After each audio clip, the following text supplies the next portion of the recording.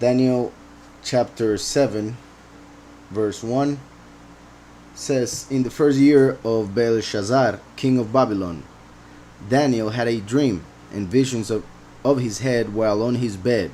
Then he wrote down the dream, telling the main facts." So, as you guys remember, last week we read, chapter 6, and it spoke about the fall of Babylon and how Darius entered and took the kingdom. That was the week before that. In the chapter 6 is where Persia was already ruling, and Darius had to, because of the law of the Persians, had to throw Daniel into the lion's den, and Yahweh saved him. So we already saw that last week, which was very interesting how it connects with the book of Revelation, like the whole book of Daniel. But my point was that in the previous chapter, which would be in this case the 5th chapter of Daniel, where the writing on the wall told the Babylonian king Belshazzar that his kingdom was falling because of what he had done. So, among other many reasons. So now in chapter 7, basically takes us back to the rule of that king, that last king of Babylon that fell on chapter 5, through the memories of Daniel, who is now in the Persian Empire, yet we are being told about what he wrote regarding the dream that he had while Babylon was still standing. So it says, "In the first year of Belshazzar, king of Babylon, Daniel had a dream and visions of his head while on his bed. Then he wrote down the dream, telling the main facts. Daniel spoke, saying, I saw in my vision by night, and behold, the four winds of heaven were stirring up the great sea." Here, there are a couple important things. Well, first of all, I wanted to mention it's interesting and sad how in Judaism they don't take Daniel as a prophet. The book of Daniel is not part of the section of the prophets, which is mainly like the true reason.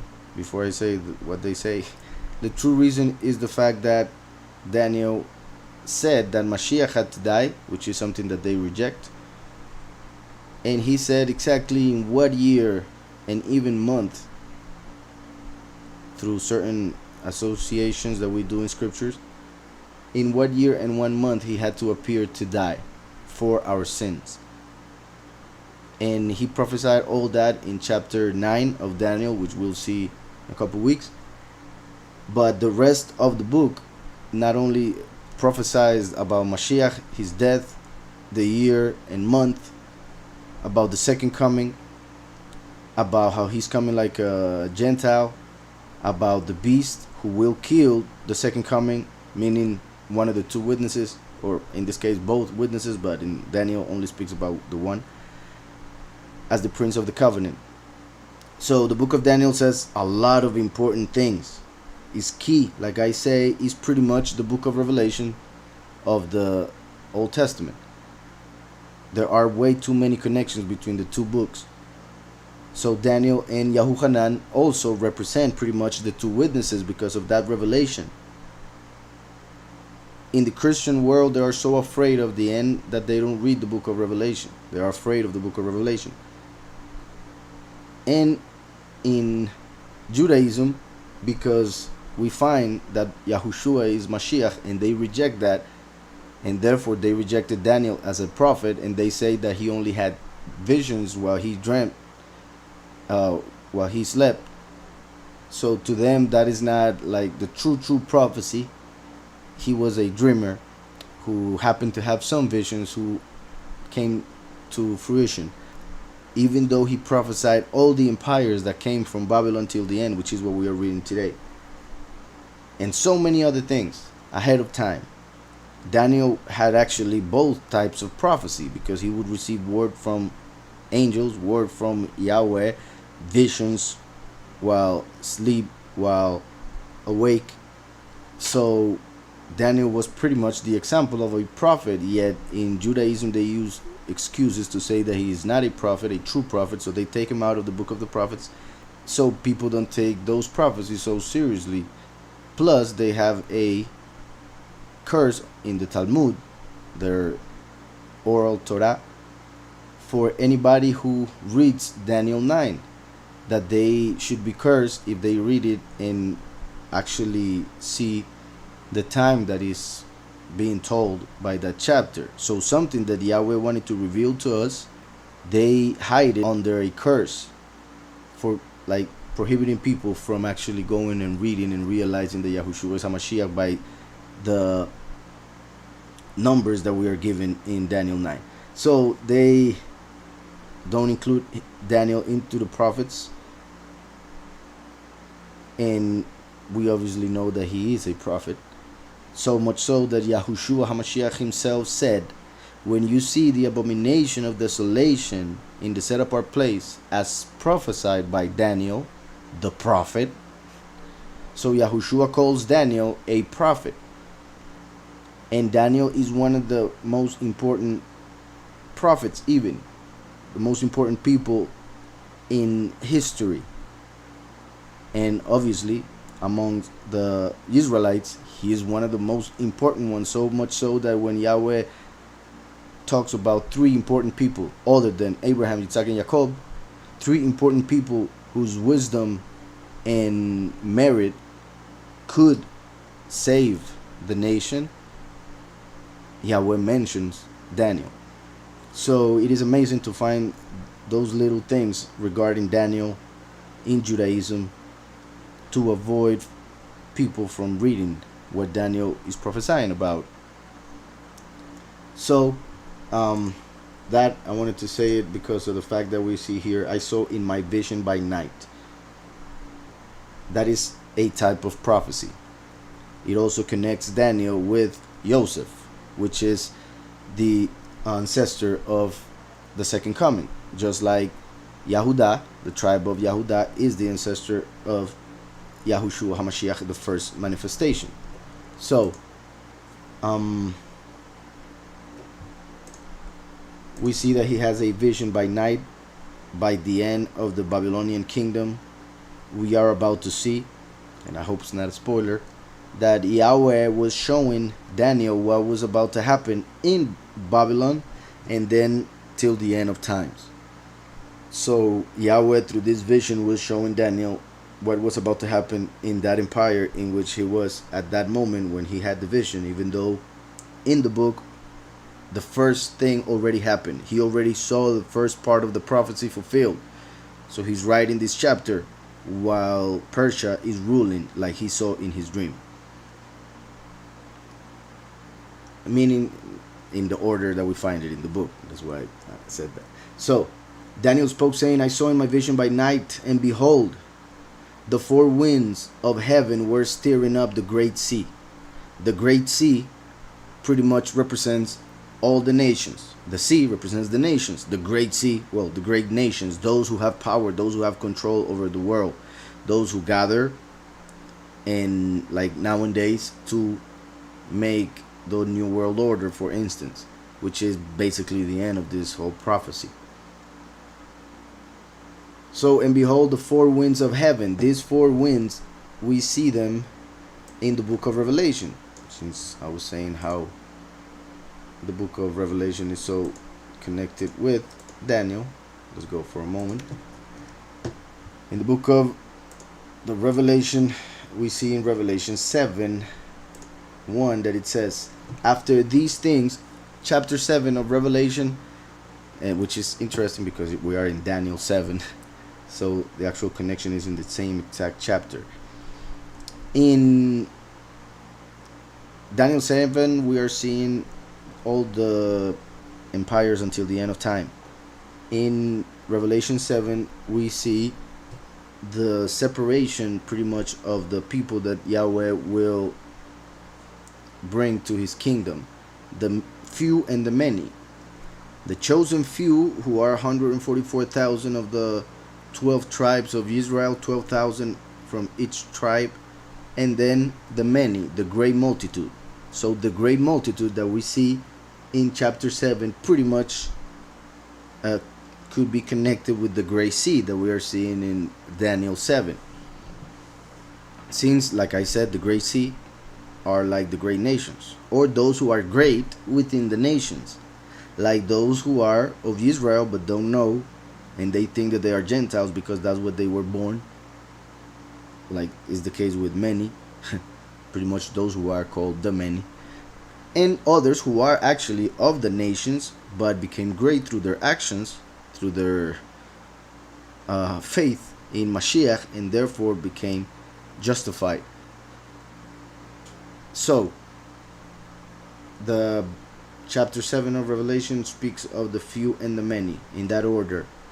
The great multitude that we see, which are the many, verse 9 says, after these things I looked, and behold, a great multitude. I repeat, like the great sea that we're seeing in Daniel 7. A great multitude which no one could number, of all nations, tribes, peoples, and tongues. All nations. That's why the great multitude, represented by the great sea. In the positive sense, those who are great within the nations. In the negative sense, those nations who became great in power and decided to control the rest. So, going back to the first verse of Revelation 7. After these things I saw four angels standing at the four corners of the earth. Corners of the earth. Holding the four winds of the earth. In Hebrew, winds is the same as spirits. Ruchot of Ruach. So, holding the four spirits of the earth, that the wind or the spirit should not blow on the earth, on the sea, or on any tree. And we see later on that the sea represents the nations, the earth, the many, and the trees, the few. So it's pretty much a time when the spirit will not speak or reveal to humans. Those four spirits that work in humanity, like the winds that work in the world to bring oxygen and everything that the trees and the sea and the earth get from the winds. But in this case, it is a representation of the spirits that work within humans, who are the few, the many, and the nations, the tree, the earth, and the sea. So verse 2 says, then I saw another angel ascending from the east, like the Son of Righteousness of Malachi 4, the second coming, the last, Michael, having the seal of the living Elohim. Having the seal of the living Elohim. So he's coming with the signet ring of the King, who revealed himself through Mashiach, who gave us eternal life. So, having the seal of the living Elohim, and he cried with a loud voice to the four angels to whom it was granted to harm the earth and the sea, saying, do not harm the earth, the sea, or the trees, till we have sealed the servants of our Elohim on their foreheads. So,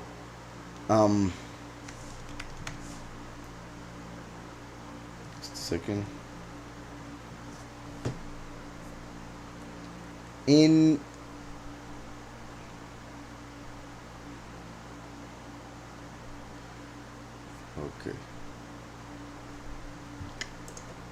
Daniel, going back to Daniel, Daniel spoke, saying, I saw in my vision by night, and behold, the four winds, those same four winds that are in these four angels that we saw in Revelation of heaven, were stirring up the great sea. So just like we see in Revelation 7 that the four angels are about to stir up the earth, destroy earth and the sea, except those who are sealed, who happen to be the trees.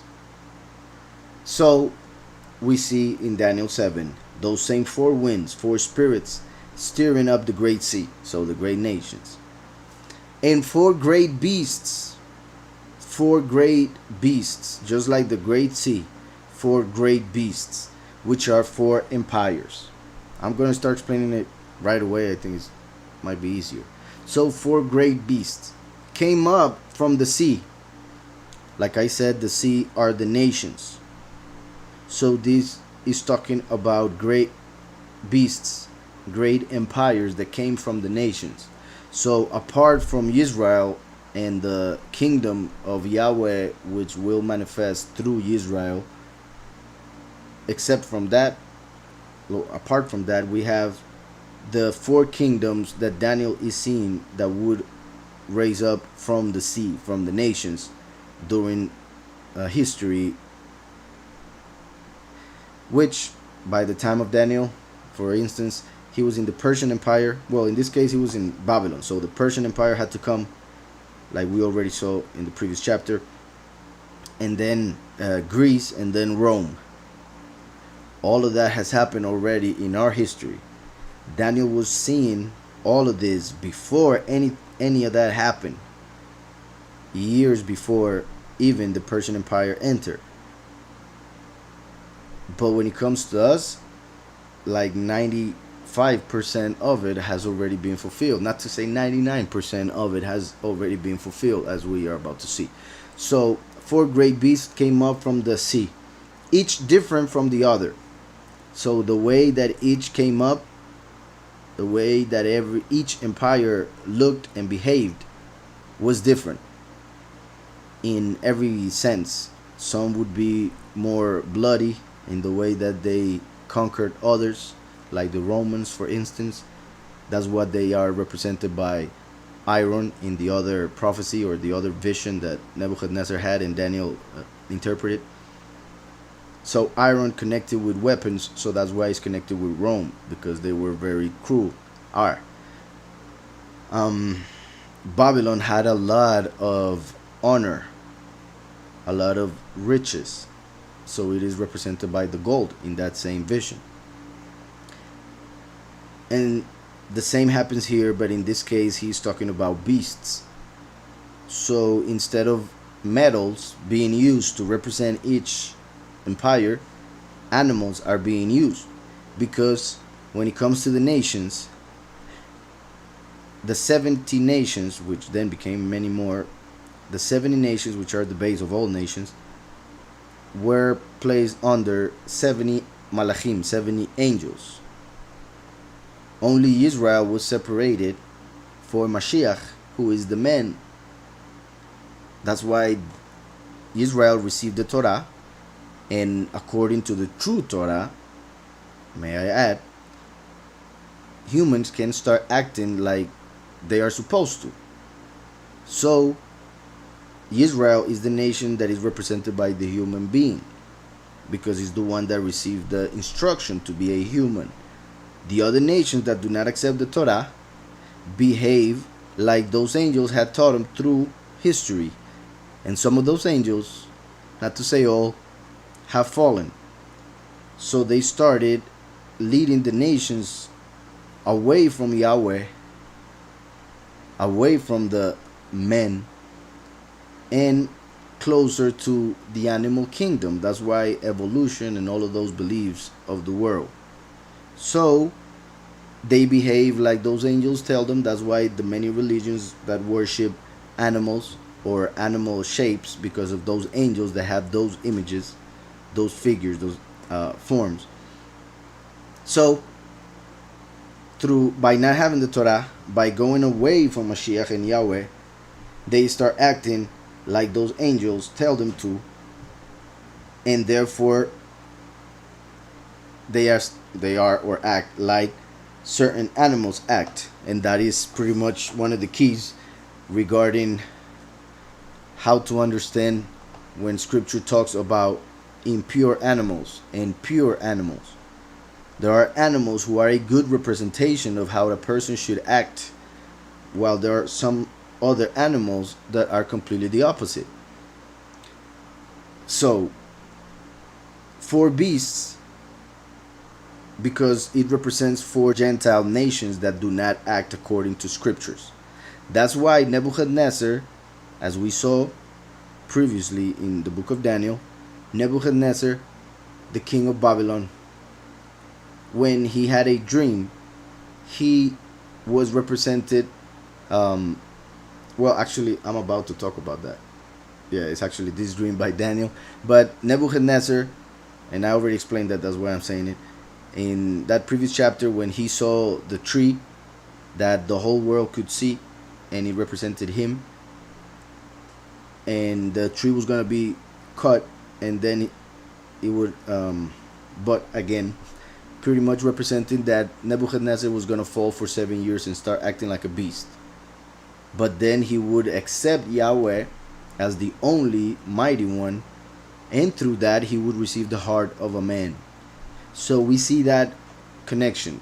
Nebuchadnezzar, king of Babylon, was a beast, represented by a lion, represented by an eagle, represented by a ox. But then he becomes a man. So through our belief, through our actions, spiritually we are either animal or human. Spiritually. That's why I repeat, many people worship animals. Spiritually, they want to be that animal. They want to be connected with that idea. And that is, I repeat, spiritually. They may not be doing it with their conscience. They may not know what they're doing in most cases, because they are like those idols.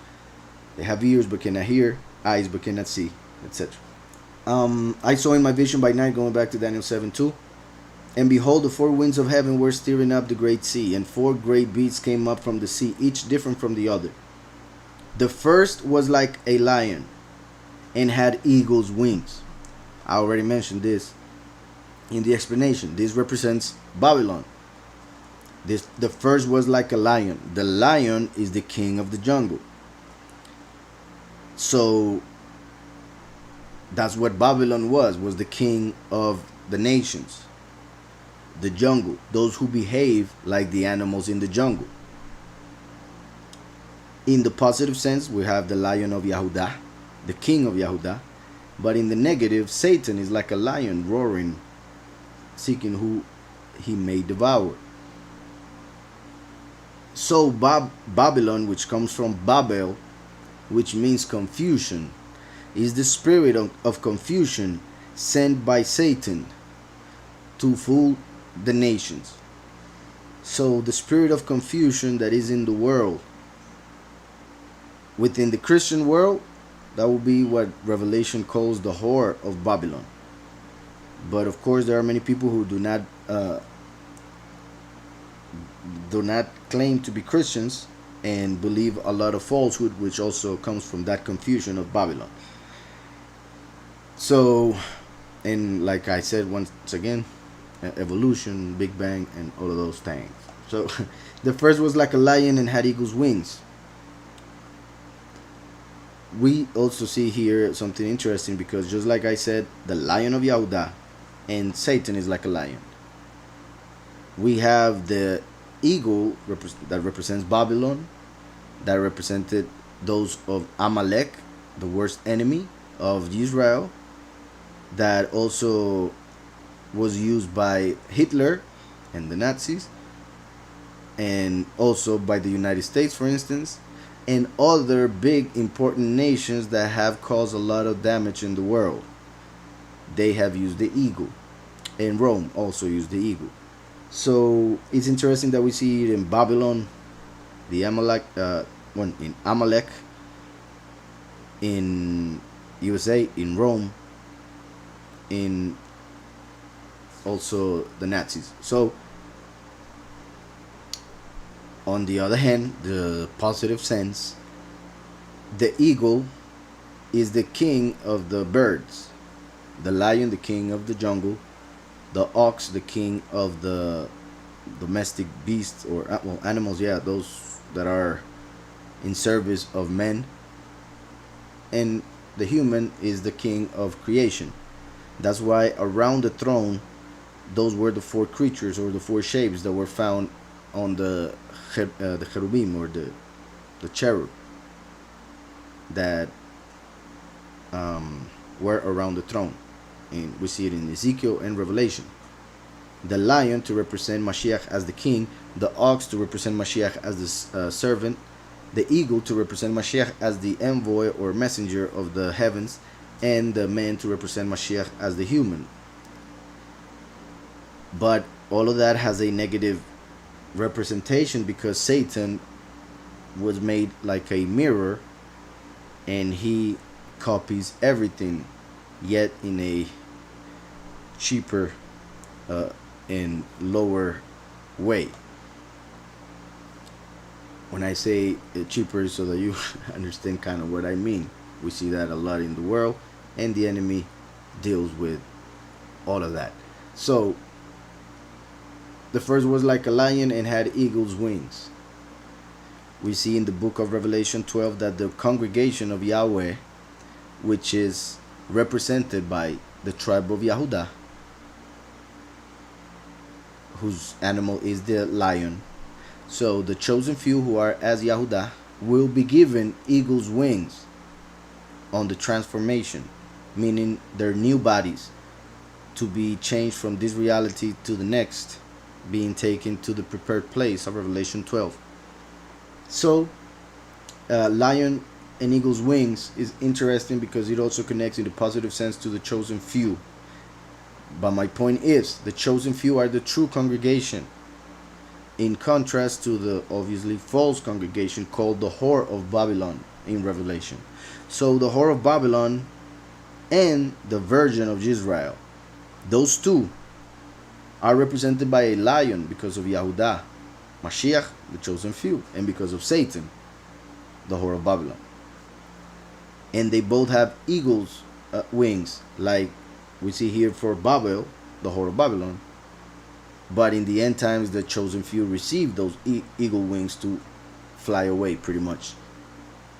So the first was like a lion and had eagle's wings.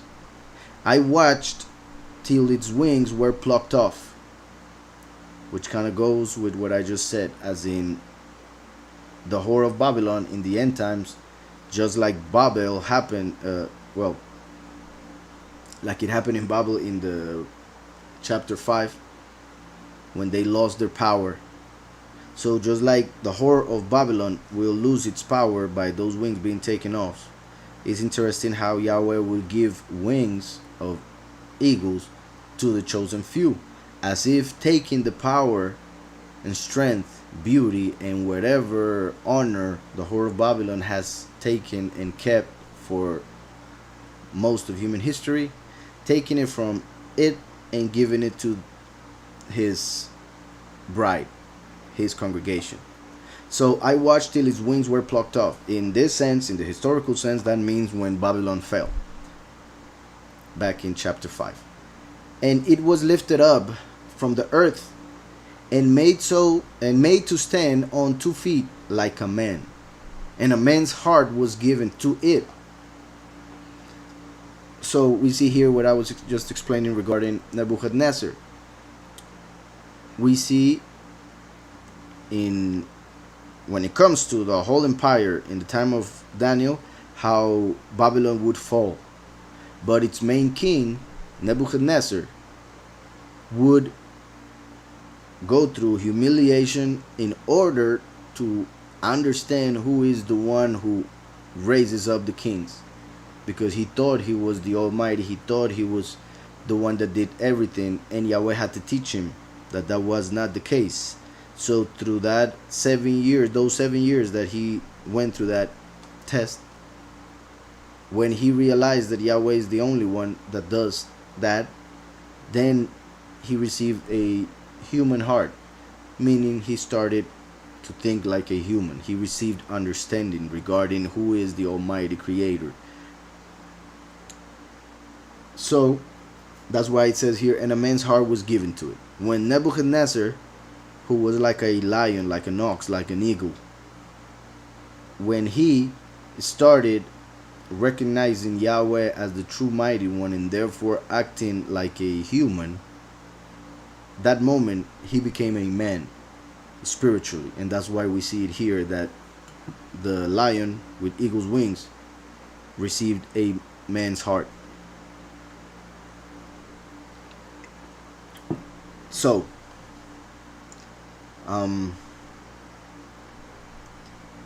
and since I was talking about the positive way in which we could see this because of the many connections with the congregation that Yahweh chooses in Revelation 12, it says the first was like a lion and had eagle's wings, like the Lion of Yahudah, through whom Yahushua the Mashiach came, the Lion of Yahudah, as we see in Revelation 5, who gives the chosen few who believe in him eagle's wings to fly away from the serpent in Revelation 12, to go to the prepared place. And over there, in the transformation, in the harvest, they will meet finally with Mashiach, who is, in this case, when what I was saying, the last.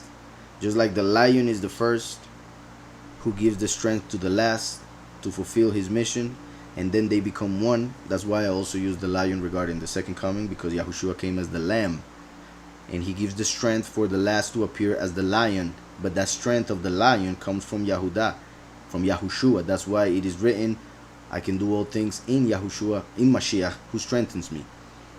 So, it's like the first was like a lion, that is Yahushua, the first who came from Yahudah. Interestingly, it says the first. Yahushua is called the first in Isaiah many times, in many places also. And had eagle's wings, like the wings that are going to be given to the chosen few, like I already said, to go to the prepared place in Revelation 12. I watched till his wings were plucked off, and it was, this plucked off part is like the moment when they will receive, when that power is taken off, plucked off from the whore of Babylon, will be given to the true congregation. If we were to even take this for that positive interpretation, would be the fact that their animal bodies, their fleshy, the flesh which cannot enter the kingdom, because flesh and blood will not enter the kingdom, will be taken away, because it will be transformed into the heavenly bodies. Also the inclination to do evil, which is pretty much like an animal part which is in us, that takes us to do things through instinct instead of through intellect. And then it says, and he was lifted up from the earth, like the chosen few will be lifted up from the earth and taken in Revelation 15 to the firmament to sing the song of the Lamb and Moshe, and made to stand on 2 feet, like the 2 witnesses who by this time that I'm saying with the chosen few would have been already dead and resurrected. The last, the witness like Moshe, is the heart of men, because he is the branch of David, and David had a heart like Yahweh's heart. Therefore the last is like the heart, while the first is like the brain. But in this case, the first appear as the lion, the eagle's wings given to the congregation, and then this congregation meets with the last, who is the heart. And that's why it says to stand on 2 feet like a man, and a man's heart was given to it. So I'll continue. Like I said, I just want to make sure you understand this whole thing that I just read in verse 4 has to do with Babylon. Yet I found interesting, and that's why I said it, how all of it connects with a positive prophecy and promise. Therefore we could even take it in a positive sense. Verse 5, and suddenly another beast, a second, like a bear.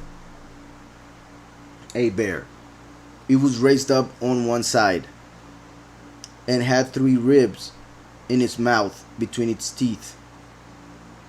And they said thus to it, arise, devour much flesh. This is the kingdom of the Persians. Suddenly another beast, a second, like a bear. Persia is what now in days would be Iran, when it comes to the area. And the fact that he uses a bear pretty much is to say how that nation behaved. Just like a bear, when a bear attacks, how damageable it can be. And also it connects with the bear that killed the 42 youngsters in the book of because of the prophet Elishua in the book of Kings. So let me go see for a second. in 2 Kings 2.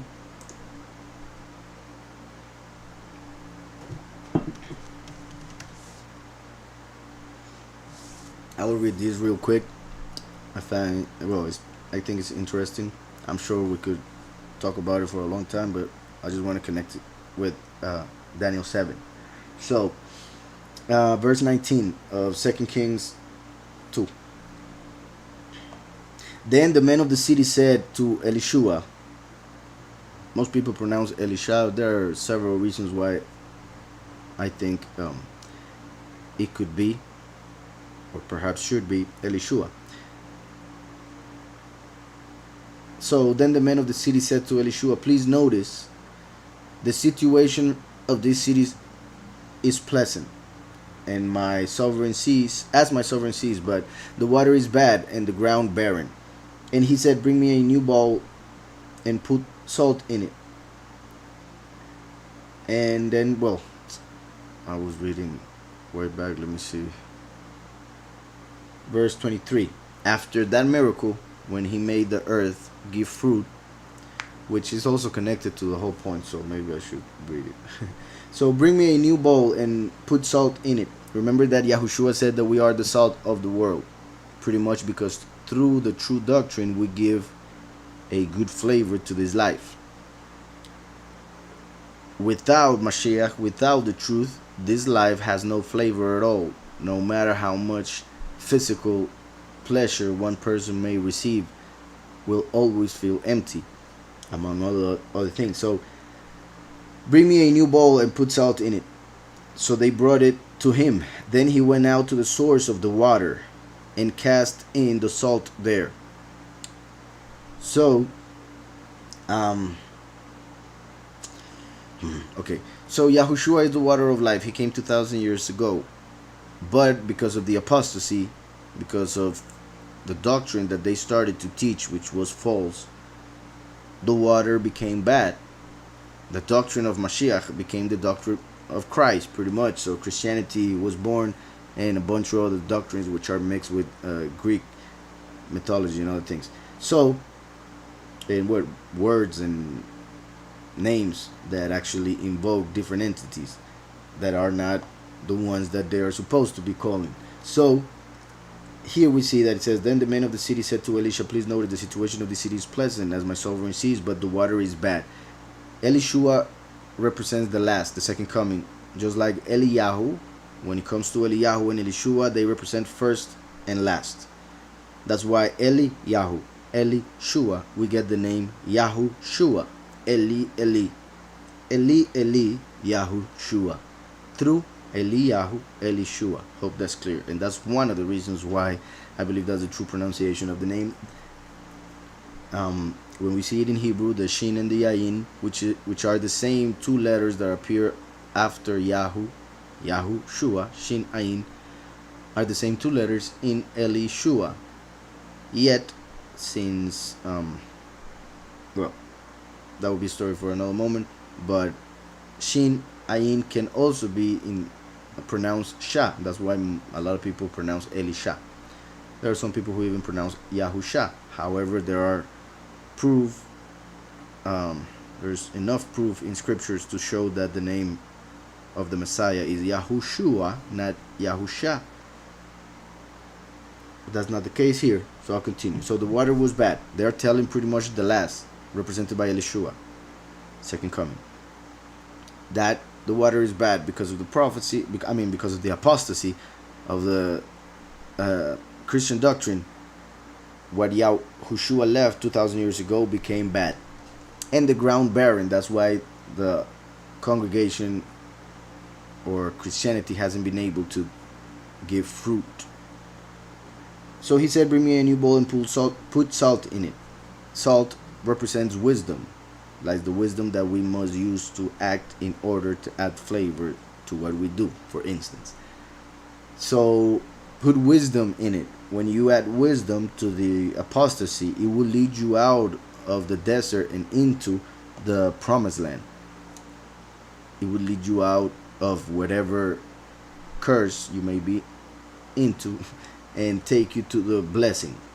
So they brought it to him. Then he went out to the source of the water and casting in the salt there. So pretty much Elishua the last goes to Yahweh through Yahushua with wisdom to pray for help, pretty much.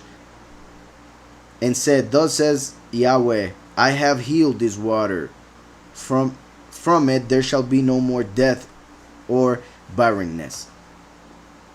So the spirit of life that Yahushua left, when he left, became a spirit of death through the apostasy and the falsehood that the pastors of this age teach.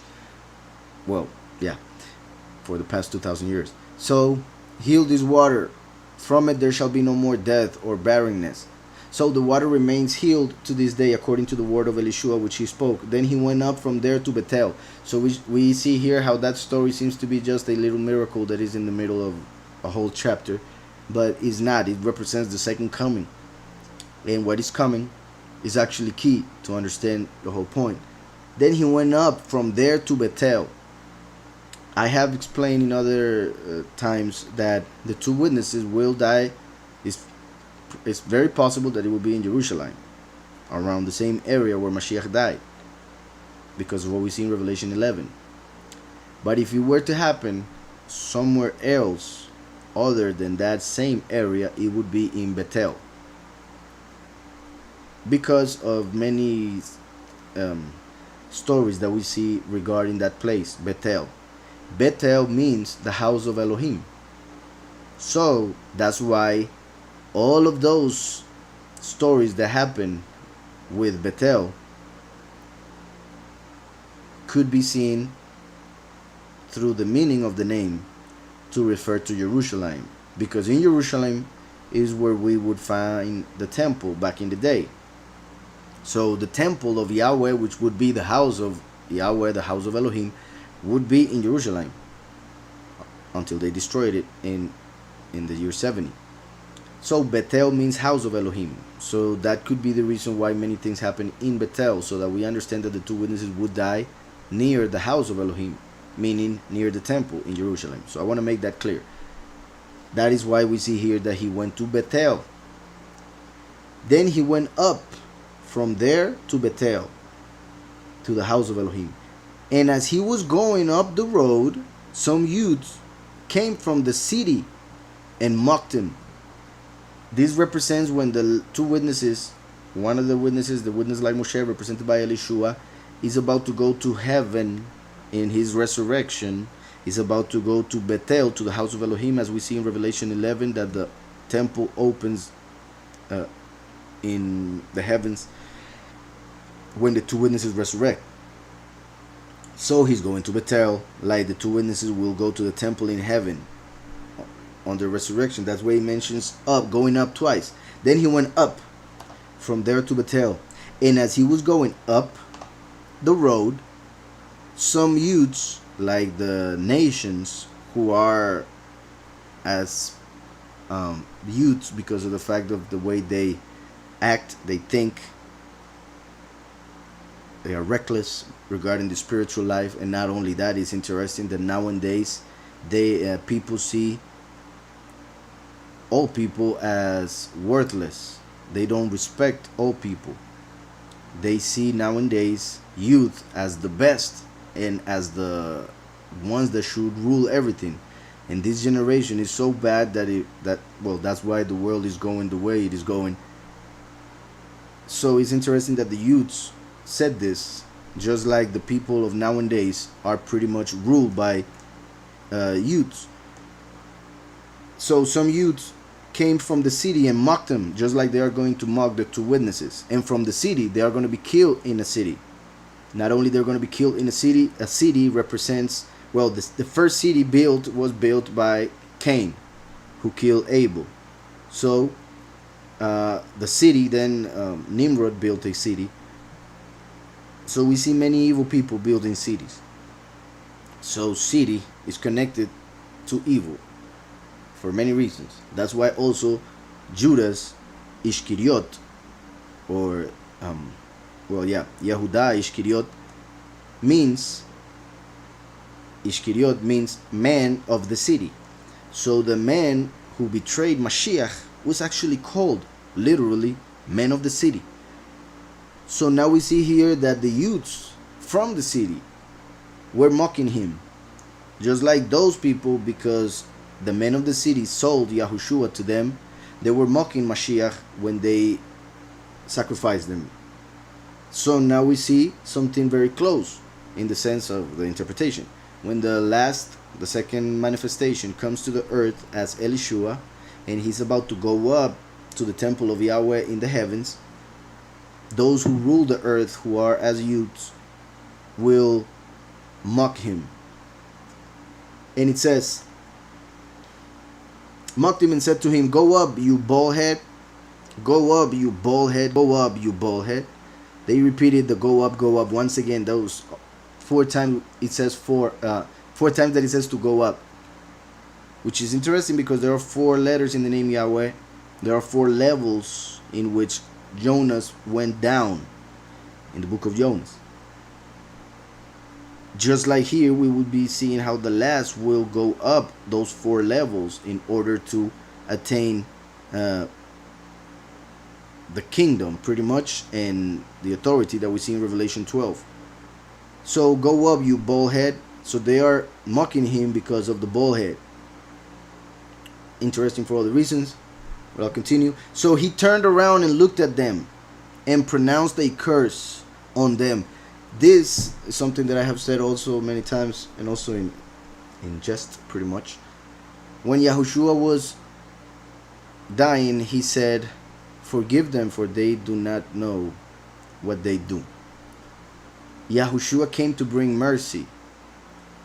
They did not know what they were doing, because it was the first time that the Almighty appeared in the flesh. It was the first time that the Almighty would resurrect for eternity. So they did not know what they were doing, amongst other many good reasons why Yahushua said that. But he said it because he's mercy personified. But now, according to Isaiah 63, the last comes to bring judgment, the wrath of Yahweh, and the wrath is in his heart. Like he's the heart of Yahweh, he has the wrath of Yahweh in his heart. And we see that in Isaiah 63, when he comes like a Gentile, like a king who fights, while the Kohen Gadol, which is Yahushua, the priest, doesn't fight. The priest is the one that would bring the people to Yahweh, would through the sacrifices that he would make Yahweh forgive the people, pretty much. So the Kohen Gadol is Yahushua, who came and gave himself so that Yahweh would forgive us. Yet the king is the one who brings judgment on those who are against the kingdom. So that's why he comes with the wrath of Yahweh. And we see here a representation that instead of asking for mercy on them, he's actually asking for a curse, because now they know what they are doing. Yahushua already came. Now they have no excuse. When he comes again, as prophesied in Revelation 11, and the world kills once again Yahweh on the flesh, they have no excuse, because now they know. Most of them have a cross, and somebody crucified on that cross just to remember that moment in life. So they have no excuse, because they will do exactly the same thing. Obviously, certain things different, but exactly the same thing, in the sense that they will kill Yahweh in the flesh when he appears again on earth. So Yahushua said, "Forgive them, for they do not know what they do." But this time they do know what they do, so they won't receive forgiveness if they do it again. Hope that's clear. So he turned around and looked at them and pronounced a curse on them in the name of Yahweh. And 2 female bears, and this is the point why we're reading this, the Persians and the Medes. The Persians and the Medes, 2 female bears. We are seeing that a bear represents that kingdom in Daniel 7. That same interpretation is connected with this because of the bears. 2 female bears, which are very angry when it comes to when they lose their children. So So he turned around, looked at them, and pronounced a curse on them in the name of Yahweh. And 2 female bears, I repeat, like Persian and Medes, which I have said in other times, that is the only kingdom that actually represents something positive. Persia means splendid, Medes in the middle. So Persians and Medes represents the many and the few. The other way around. The Persians are the few, the Medes are the many. So the Persians and the Medes like the few and the many. So when the last goes up to heaven, a curse falls on the earth for killing the 2 witnesses. And for killing the many also, by the way. Killing the 2 witnesses. So 2 female bears will kill them, as if they just killed their children. I hope that is being clear. The world will kill the 2 witnesses. Then 2 bears will appear and kill them, for they kill their children. Moshe and Eliyahu, represented by the Persians and the Medes in Daniel. And even more amazing than that is what comes next. And 2 female bears came out of the woods and mauled 42 of the youths. So they killed 42 of the youths. Just like the 2 witnesses die at the end of their 1,260 days. And after they die, another 1,260 days start. And 1,260 days are 42 months. 42 months. Like 42 of them died. So that shows how in the last 42 months the rest of the people will die for agreeing on killing the 2 witnesses, like the 2 children of the 2 female bears, the few and the many, like the Persians and the Medes, who destroyed Babel. Just like the whore of Babylon is ruling in this world, and now the 2 witnesses will come to speak about it. They will be killed by it, for it, and then the whore of Babylon will be killed by 42 months of the kingdom of the beast also, because we see in Revelation, I want to say so much, in Revelation 11 we see that just like the 2 witnesses receive 1,260 days, it also says that the nations will receive 42 months to pretty much destroy the city of Jerusalem. But those 42 months also connect with when the beast takes over. The beast will rule for 42 months. So the beast will kill those who are in the world after he kills the 2 witnesses. So a lot of things we can see over here, but I will continue with Daniel. By the way, then it says, then he went from there to Mount Carmel, and from there he returned to Samaria. Mount Carmel is where where Eliyahu brought fire from the heavens for the sacrifice that he was making for Yahweh, which is what the false prophet, the second beast of Revelation 13, will copy in order to fool the world into worshiping the false Messiah and following him and the beast when he kills the 2 witnesses through fire that falls from heaven. And I repeat, Mount Carmel therefore connects with the death of the 2 witnesses. So the whole thing comes together. But I'm going to go back to Daniel. And just since I have spoken so much, let me see if there are any questions.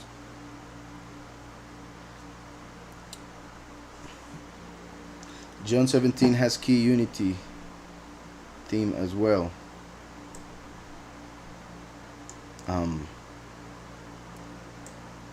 Well, yeah, John 17 is amazing chapter. Not sure what you mean when it comes to this chapter. If you want to say any verse specifically or something, that would be good. Then it says, thinking the 4 winds timing correlates with 144 activation. No doubt. Yeah. It does, and yeah, it's a good point. So it is interesting to be reading that at this moment. Plus, there is the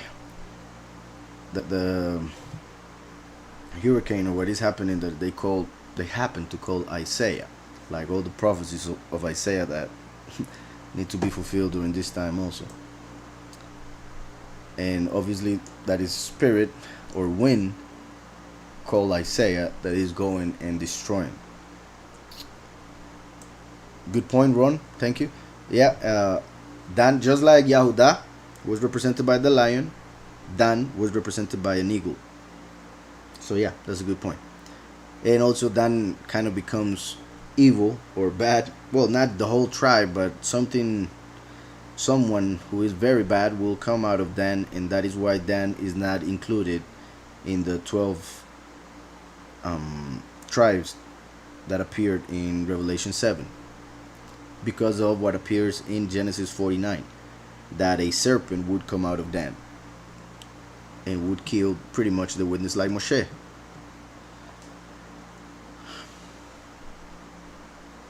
So there's a connection between the eagle and the serpent, and now Babylon in the negative sense.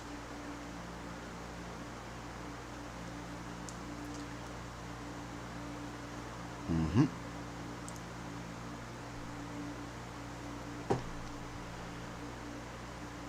Yeah, well, I repeat, if you want to send me a verse or certain verses from John 17 to pretty much see what you mean. So, I'll continue with Daniel. It says, and suddenly another beast, a second, like a bear. It was raised up on one side. The fact that in this case, the whole empire that was formed by the Medes and the Persians, the whole empire is being represented by one bear. That's why it says that it was raised up on one side, because the Persians were greater than the Medes. The Persians were stronger. They were working together as one, but the Persians were stronger. So remember also the statue that Nebuchadnezzar saw. The head was of gold. The shoulders and arms and chest was of silver. In this case, is represented by the bear.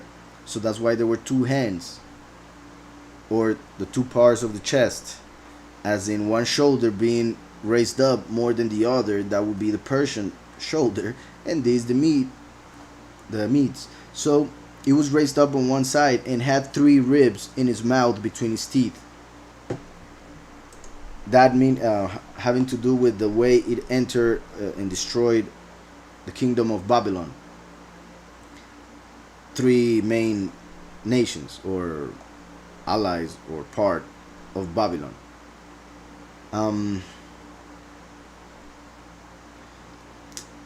Also, well, I guess we could do other connections with the ribs, but yeah, mainly the point is how the Medes and the Persians entered Babylon and took it over, as when a bear destroys its victim and takes its ribs. The ribs cover the heart. Interestingly enough, Babylon received a heart of a human. But the son of Nebuchadnezzar, who was the Belshazzar mentioned in the first verse, happened to be evil. So he wasn't righteous. And the righteousness is what covers or protects our heart. So when that righteousness was taken away by the actions of Belshazzar, then the heart could be destroyed or killed, the heart of Babylon. And that's when the Persians and the Medes took over Babylon, when because of their lack of righteousness they were not protected, and therefore the bear was able to take the ribs, take Babylon, take its life, its heart, because Babylon did not have enough righteousness or strength to protect their heart. Hope that's clear. Then he says, and they said thus to it, arise, devour much flesh. So it's like the angels in the heavens ordering the empire to take over, and ordering like one would order an animal to eat. After this I looked, and there was another like a leopard, which had on its back 4 wings of a bird. The leopard, as we know, is really fast.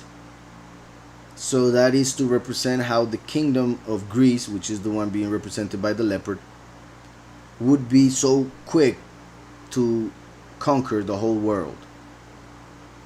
As we know, Alexander the Great, as they call him, who according to some happened to be a Nephilim, which is possible according to certain stories.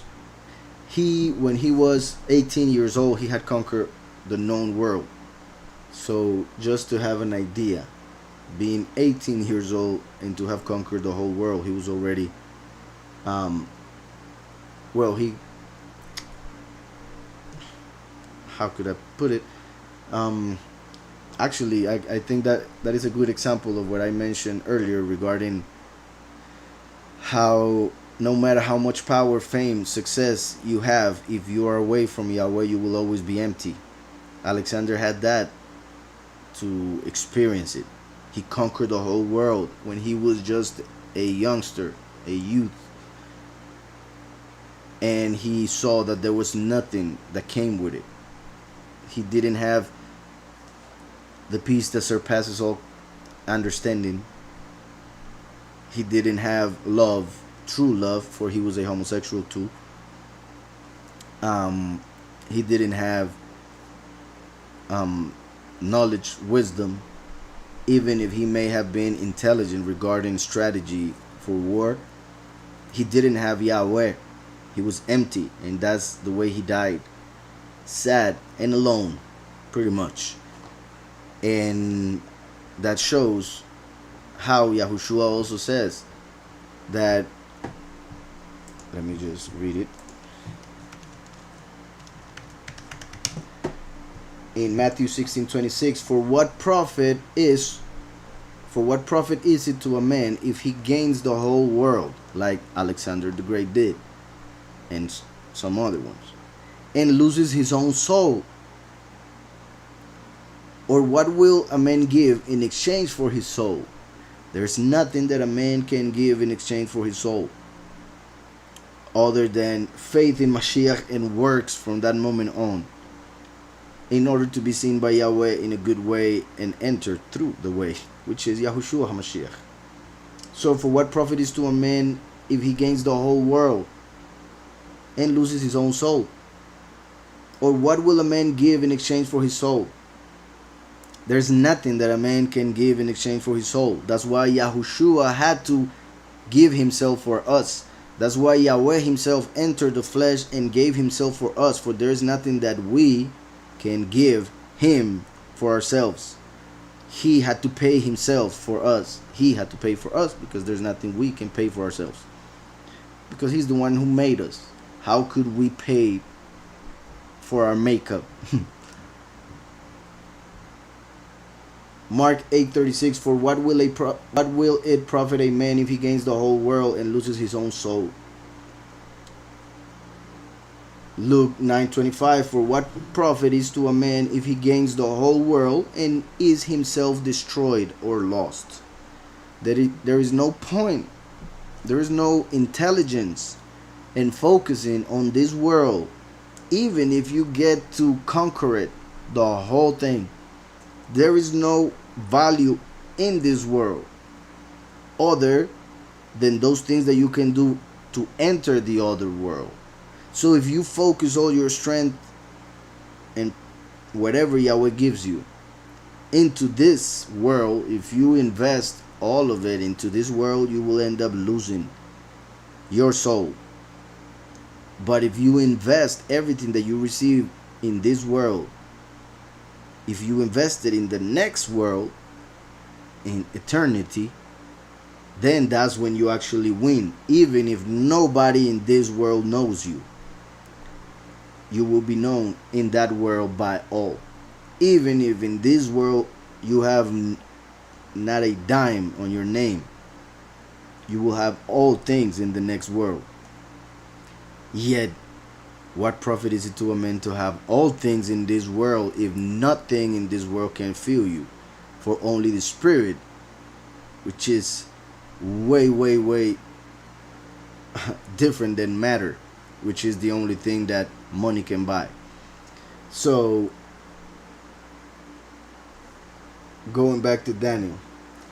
After this I looked, and there was another like a leopard, which had on its back 4 wings of a bird. A bird because the way Alexander the Great took over the world was as fast as a leopard that can fly. Imagine that. Not only the leopard is fast, but if he could fly, would be even more amazing. But other than that, this could be taken as a confirmation of what I just said regarding Alexander the Great being a Nephilim. And even one could say in a little, well, another connection with Babylon, at least he who started it. Remember that Babel was started by Nimrod, and Nimrod became a Gibor. There is a possibility that Nimrod either became possessed by the spirit of a Nephilim, or he had also DNA of a Nephilim. So it would be interesting, and just using Nimrod as an example, although there were other kings after, interesting how Babylon had wings of an eagle and Greece had wings of a bird, and birds represent angels. So one could take it as angels were working to help that empire come to power, which no doubt that's true. But in another interpretation could be taken as what I said, an angel coming down like they did in the times of Noah and being able to mate and have children. And then Alexander the Great came as a Nephilim, a hybrid between human and Malach, and that would be a reason why the kingdom had wings of a bird, meaning wings of a Malach.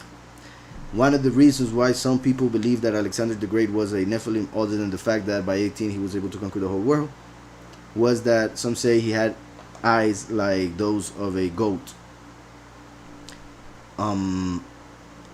So that would be pretty amazing just by itself. And they say that he was a son of Mercury.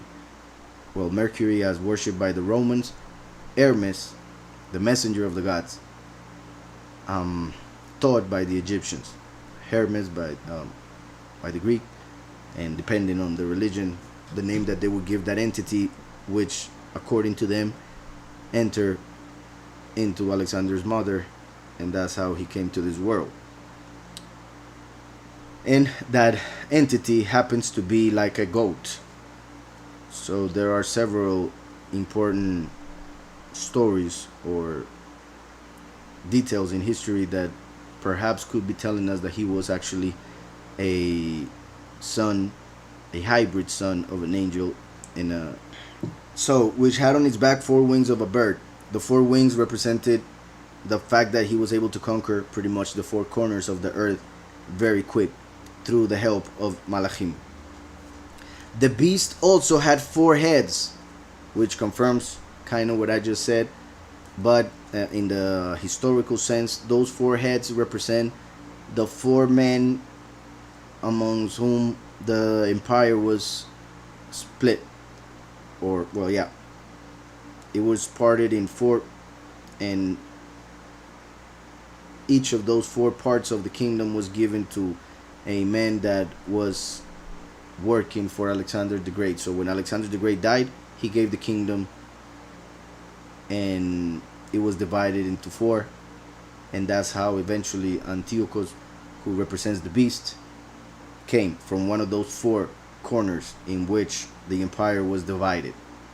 And from one of those 4 is where the beast would appear in the end times, as we will see in Daniel later on. So the beast also had 4 heads, those 4 leaders that took over the kingdom after Alexander the Great. And dominion was given to it. They were able to rule the whole world after Alexander took it over. After this I saw in the night visions, and behold, a 4th beast. This is important. Daniel is about to see Rome. After the Greek Empire falling, Rome would come. But Rome, according to Daniel 2 with the vision that Nebuchadnezzar had, Rome started by the beginning of the legs all the way down to the feet. So the thighs were Rome, but the feet were a mix of clay and iron, which represents the last kingdom, the New World Order. But the New World Order, the last kingdom, is a mix of Roman Empire with something else. And that would be the New World Order that is being right now set up through this whole coronavirus thing. So, well, and many other things that they have done, but right now they're going very quick. So, the fourth beast represents Rome and the last kingdom, because I repeat, Rome was represented by the two legs all the way to the feet. So even though what we are about to read here, many things have happened already, there's some that still will happen, that still have to happen in our future. So it was different. Let me see. No, a fourth beast, dreadful and terrible, exceedingly strong. It had huge iron teeth. So we see there that he's talking about Rome, because we saw in chapter 2 that iron represented Rome. Then it says, it was devouring, breaking in pieces, and trampling the residue with its feet. Look how he had said to the Persians and the Medes, which were represented by a bear, it said, devour much flesh. Now we see that this one is devouring, but also is breaking, and is also trampling. So this beast is pretty much a mix of the previous beasts. Just like every evil person sees the actions of their previous evil people, and they try to be worse than those in their mind, to be better than they did. So they use whatever strategies worked for the other ones, they use it in their time. Just like nowadays they are using whatever worked for Hitler, whatever worked for these empires, and they are bringing it to use it in this generation, and it's working amazingly. So that's why this kingdom that they are preparing is actually the worst of all empires, and it will bring the end of this reality. So after the, let me see, it was different from all the beasts that were before it.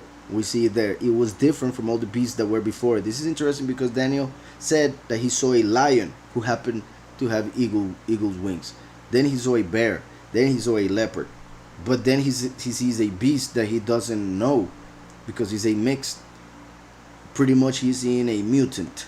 He's seeing a abomination, because through this kingdom the abomination of desolation will appear. So just like the mix of animals, the mix of male and male, or a man having sex with an animal, those are abominations. So that's why this animal that is not one of those that Yahweh created is an abomination, because it was different from all the beasts that were before it.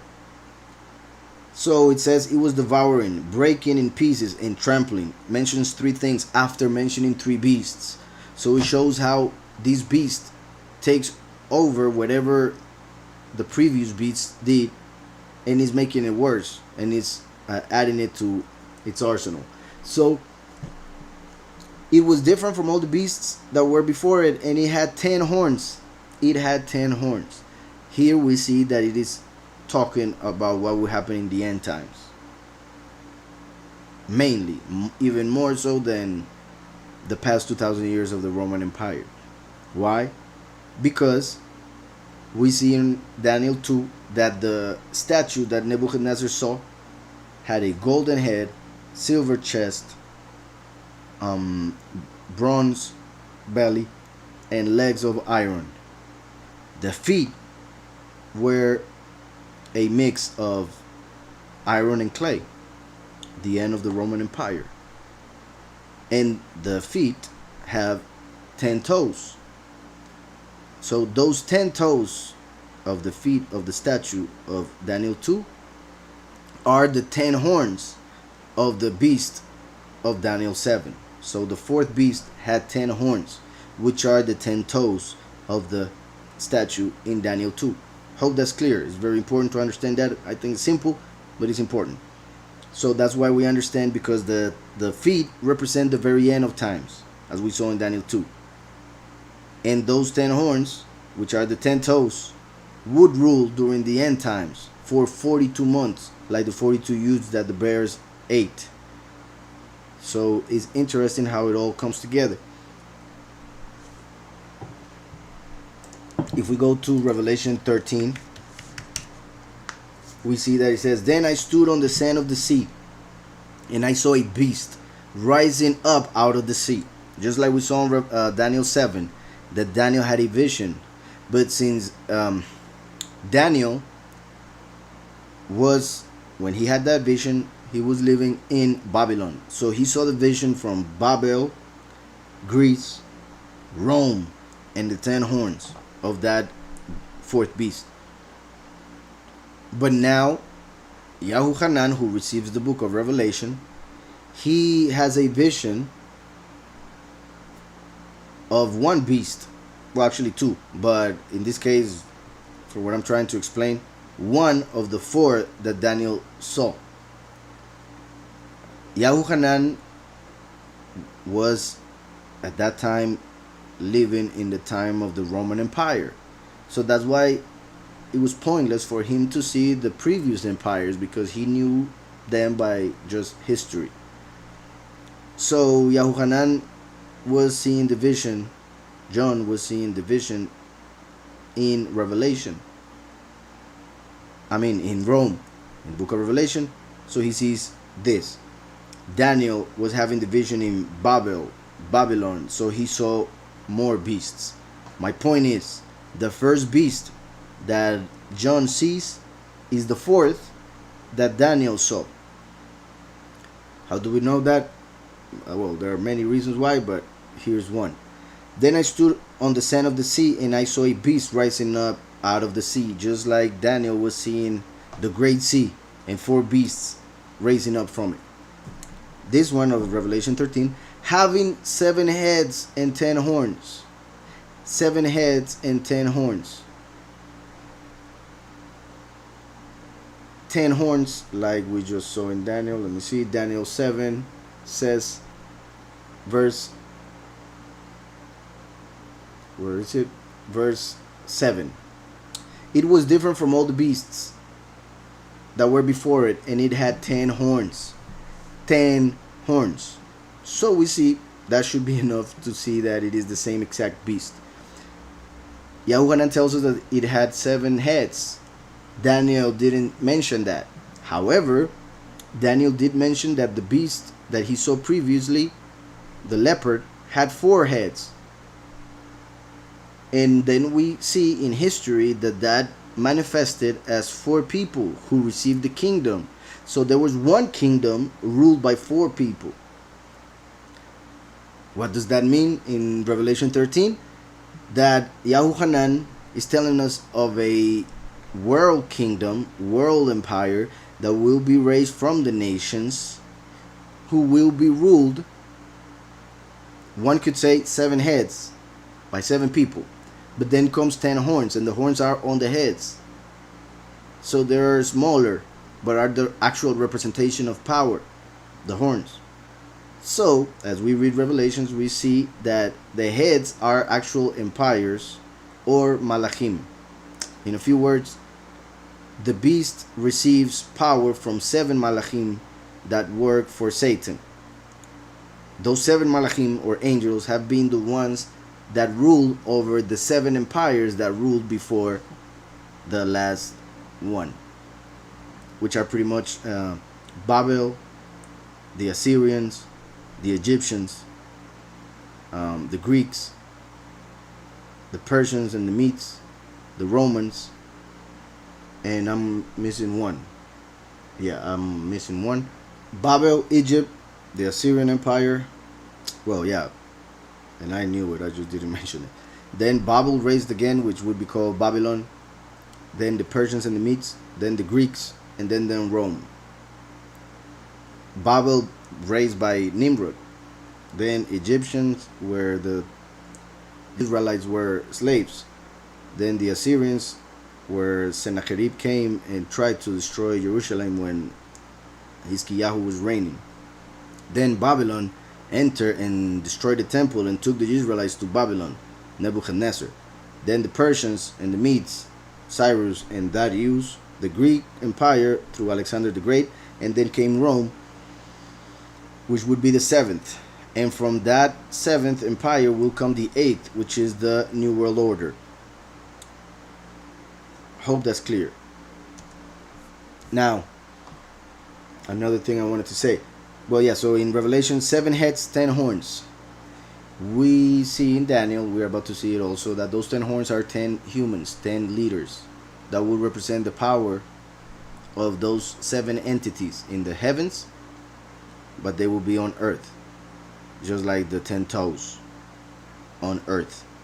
So the 10 toes, the 10 horns are 10 leaders that will rule over the world in the New World Order, which receives power from 7 malachim entities, fallen angels, which are represented by the 7 horns, which are the 7 previous kingdoms. So those previous 7 kingdoms became the New World Order, which is the 8th head, which is one of the 7, which was wounded deadly, as we had a deadly wound, as we see in this whole chapter. I'm not going to read the whole chapter.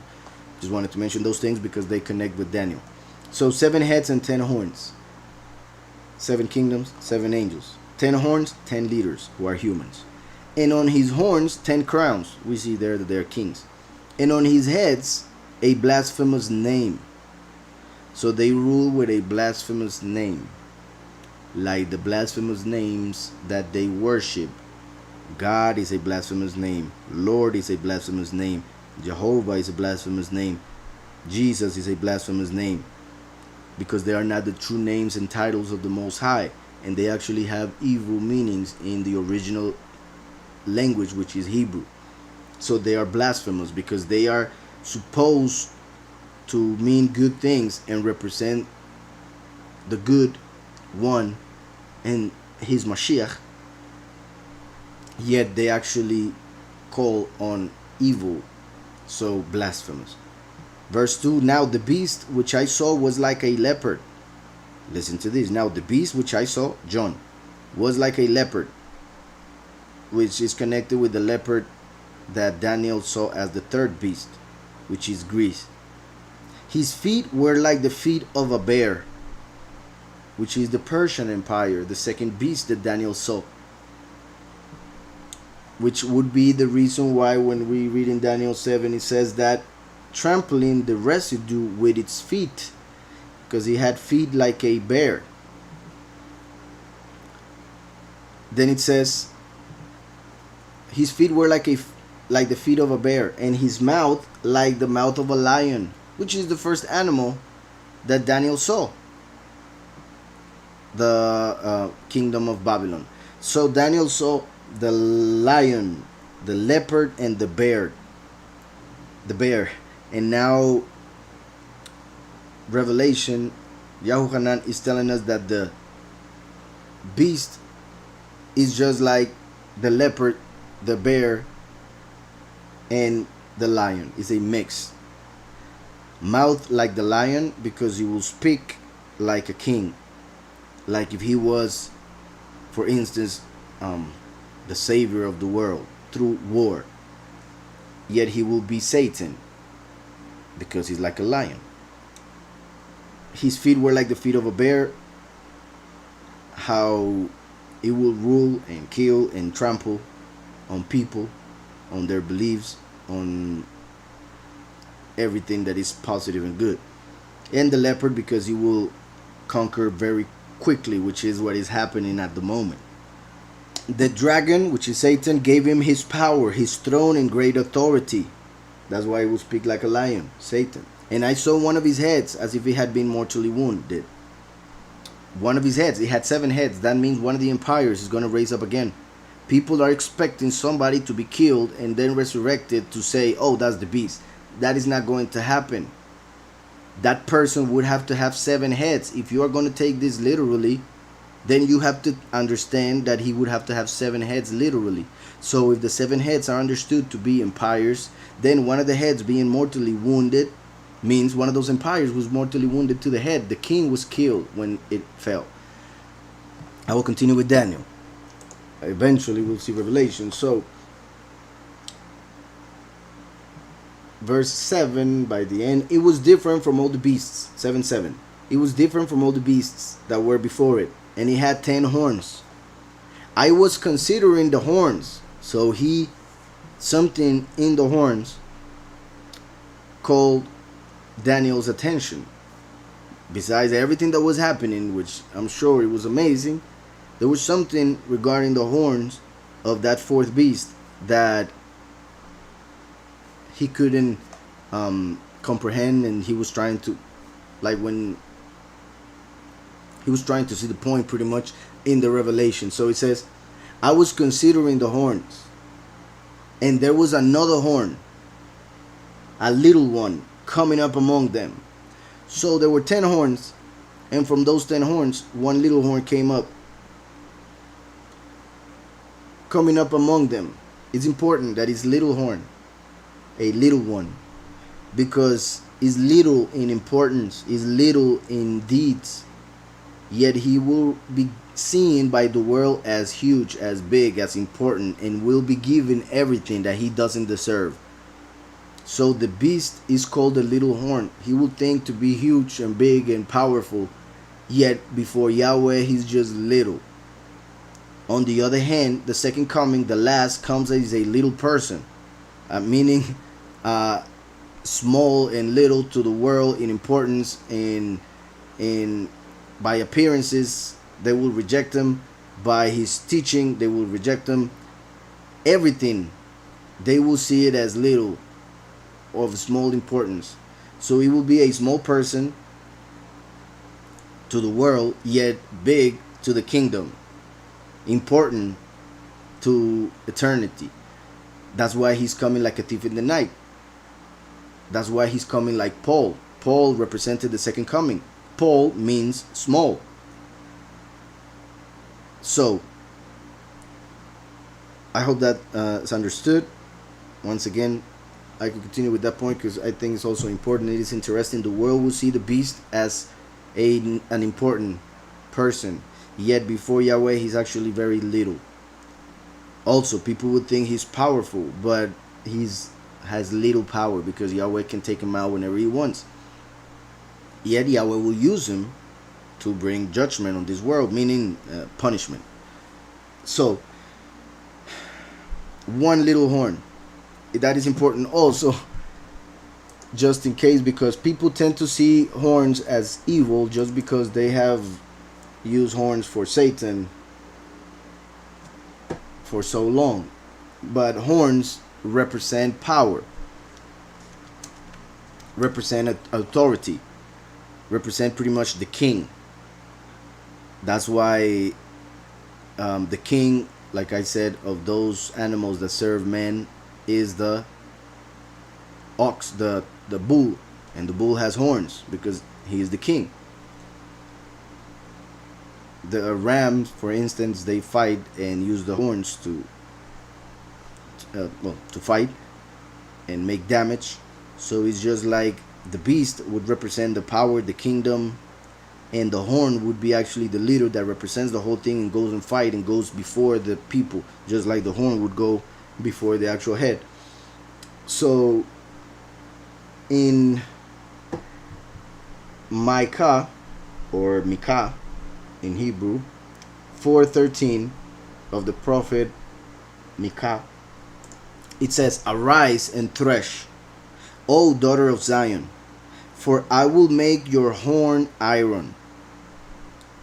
So Yahweh is telling the daughter of Zion, Yahudim, Yerushalayim, that Yahweh is telling them that he will make its horn, which is the king of iron.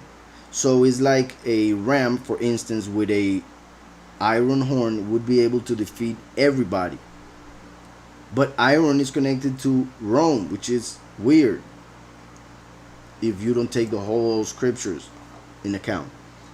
So Yahweh is also saying about the horn, what we see in Isaiah 63, the fact that the last comes as a Roman.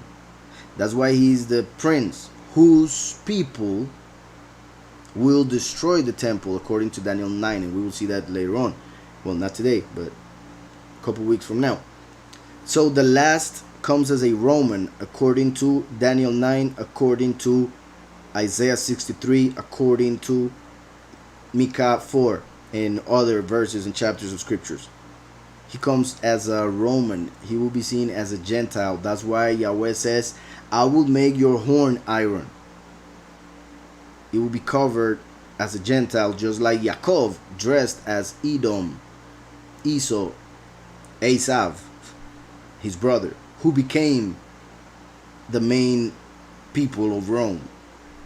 So that's why Yaakov dressed as Esav, because the last, who is the king, as David, will be dressed as a Roman, just like Paul was a Hebrew but had Roman citizenship. So we will be genetically an Israelite, the last, yet in appearance will be a Roman, because he will be made of iron, as Yahweh prophesied. And we see that then Israel has a horn. That doesn't make Israel evil, because the point of the horn is to represent a king. Power. Some say that Moshe got horns when he came out of speaking with Yahweh, and that's why he got the veil on his face, because people were afraid of looking at him. They interpret the horns that are written, because it does say in Hebrew that horns came out of his face. It does say it, yet it could be interpreted as rays of light coming out of his face. So that's why they write that, because it sounds better. But in Hebrew, literal, it says horns. That's to show that power emanated from his face for being next to the power, represented by the Malach that was speaking with Moshe. And so we read in Micah 4:13, Arise and thresh, O daughter of Zion, for I will make your horn iron, and I will make your hooves bronze, like the two witnesses, iron and bronze, what they will represent, what they come to destroy, and other things. You shall beat in pieces many peoples. I will consecrate their gain to Yahweh, and their substance to Yahweh, to the mighty one of the whole earth, to the sovereign of the whole earth. So a horn is something positive. Yet how, since the horns of the world, the leaders of the world, have become something so evil, then not to wonder why horns represent something evil. But I repeat, in scriptures, it is a representation of authority. So the last who comes as one of the two witnesses is the iron horn of Micah 4. But now we see in Daniel that there will be another horn who will be actually very little, the little horn, who's the beast of Revelation 13, the first beast, the world leader. So I'm going to continue and hurry, because I've been taking forever tonight. I was considering the horns, and there was another horn, a little one, coming up among them, before whom 3 of the first horns were plucked out by the roots. So there are 10. When the little horn comes out, 3 of the 10 will be plucked out. So it's very possible that the one little horn, the world leader, when he comes out in power, like to appear to the world, he will kill or get rid of 3 of the 10 leaders who have the power over the world. It could be through the war that will happen during the second seal, which would be the third world war. So I was considering the horns, and there was another horn, a little horn, coming up among them, a little one coming up among them, before whom 3 of the first horns were plucked out by the roots. which is interesting because it connects with the three ribs that the bear had in its mouth. And the way it connects is because this beast has a characteristic of a bear, like the feet of a bear that we saw in Revelation 13, and three horns are taken out. And there, in this horn, were eyes like the eyes of a man, and a mouth speaking pompous words. So, speaking great things, like promising the world, promising to the world the heavens, promising paradise, promising healthcare for all, promising money for all, promising life, promising a bunch of other things that politicians promise and do not have the power to fulfill, or don't even have the intention to fulfill. But he will say great things, even great things against Yahweh, against the truth, against the two witnesses. And since Yahweh will allow him to do so, then many people will fall for it by believing what he's saying because of the great things that he's saying. They will believe those words. So the fact that Daniel says, I was considering the horns, to kind of understand it in a movie type of way, is like if the whole vision was happening, but Yahweh himself was focusing the whole vision on the 10 horns of the fourth beast, and then from those 10 horns, one horn comes out, and now the focus is on that one little horn because it happens to have the eyes of a man. So that shows that it is a human that will come from that empire. So this horn, in this horn were eyes like the eyes of a man, and mouth speaking great things, like we saw in Revelation 13, that it says that the mouth was like that of a lion. A lion speaks, well, roars in a great way. So it would be a man speaking great things.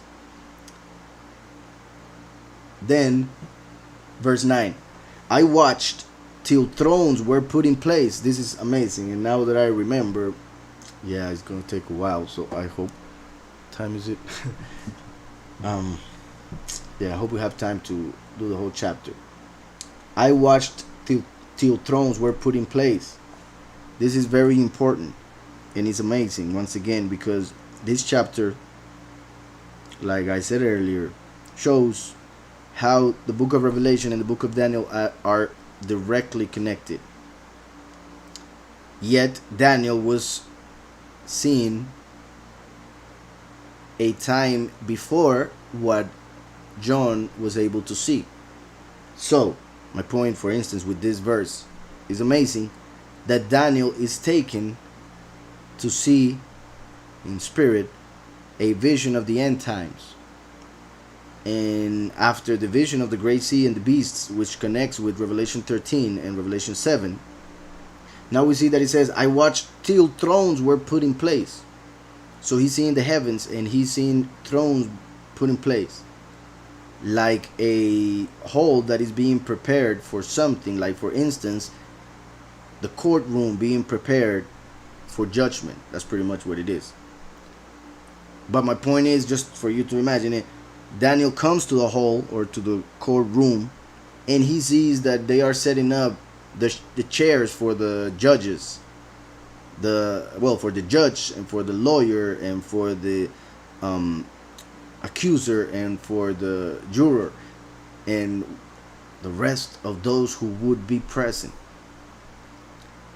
But when we see Revelation, the book of Revelation, John is taken to the same place, and he sees, when he gets there, he sees 24 thrones around one throne in which there is the Lamb.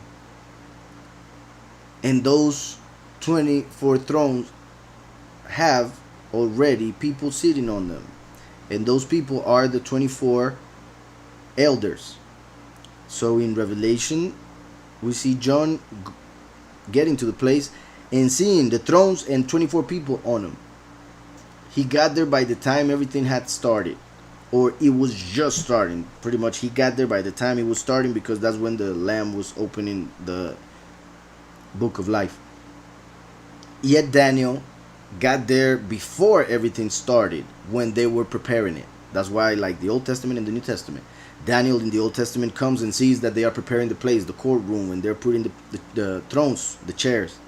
Yet when John is shown that same place, he is shown a little later how those thrones were 24 of them, and they had elders sitting on them, giving honor to the Lamb in the throne of the middle. So I watched till thrones were put in place, and the Ancient of Days was seated.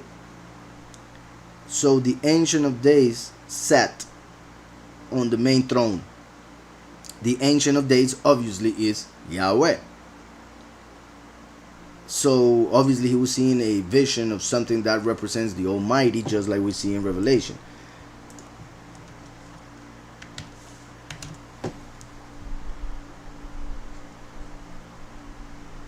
In Revelation 4 it says, "After these things I looked, and behold, a door standing open in heaven, and the first voice which I heard was like a trumpet speaking with me, saying, Come up here, and I will show you things which must take place after this."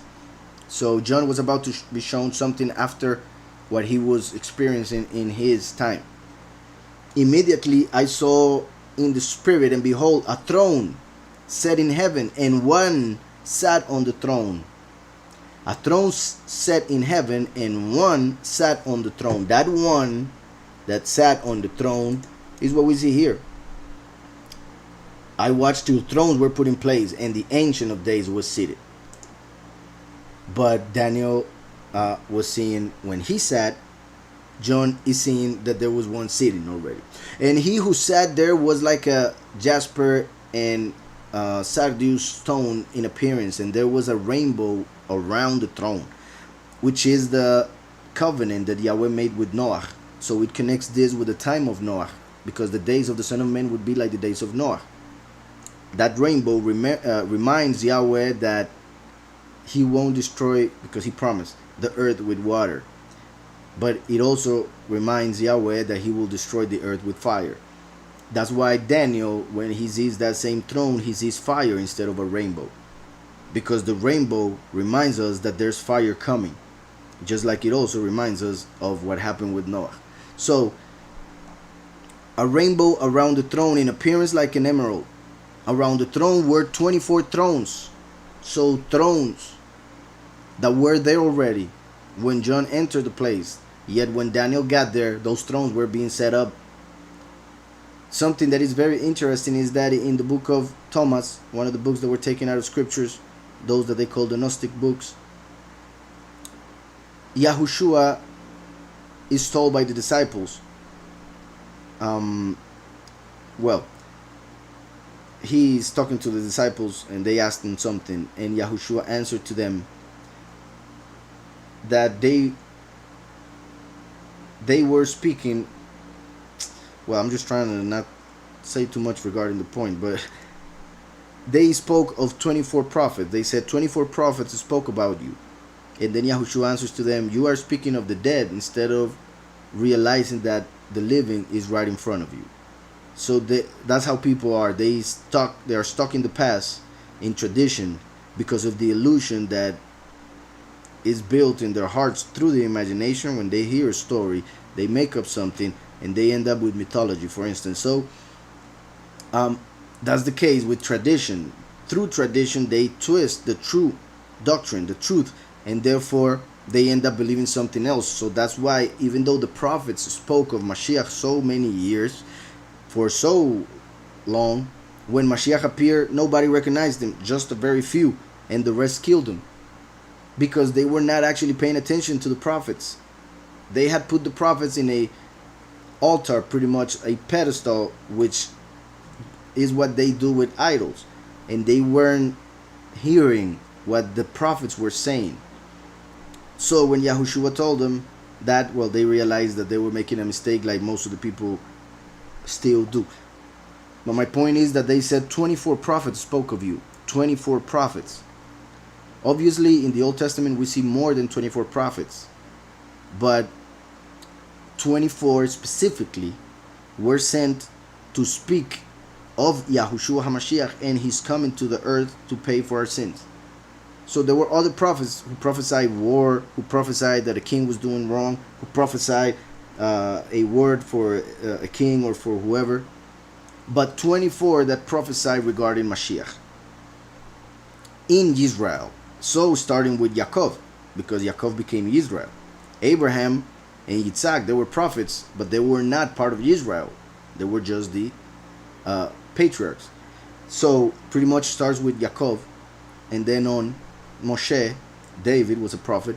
Shlomo was a prophet. Obviously Yeshayahu, Yirmiyahu, Hizkiyahu. Well, I said Hizkiyahu. That's the king.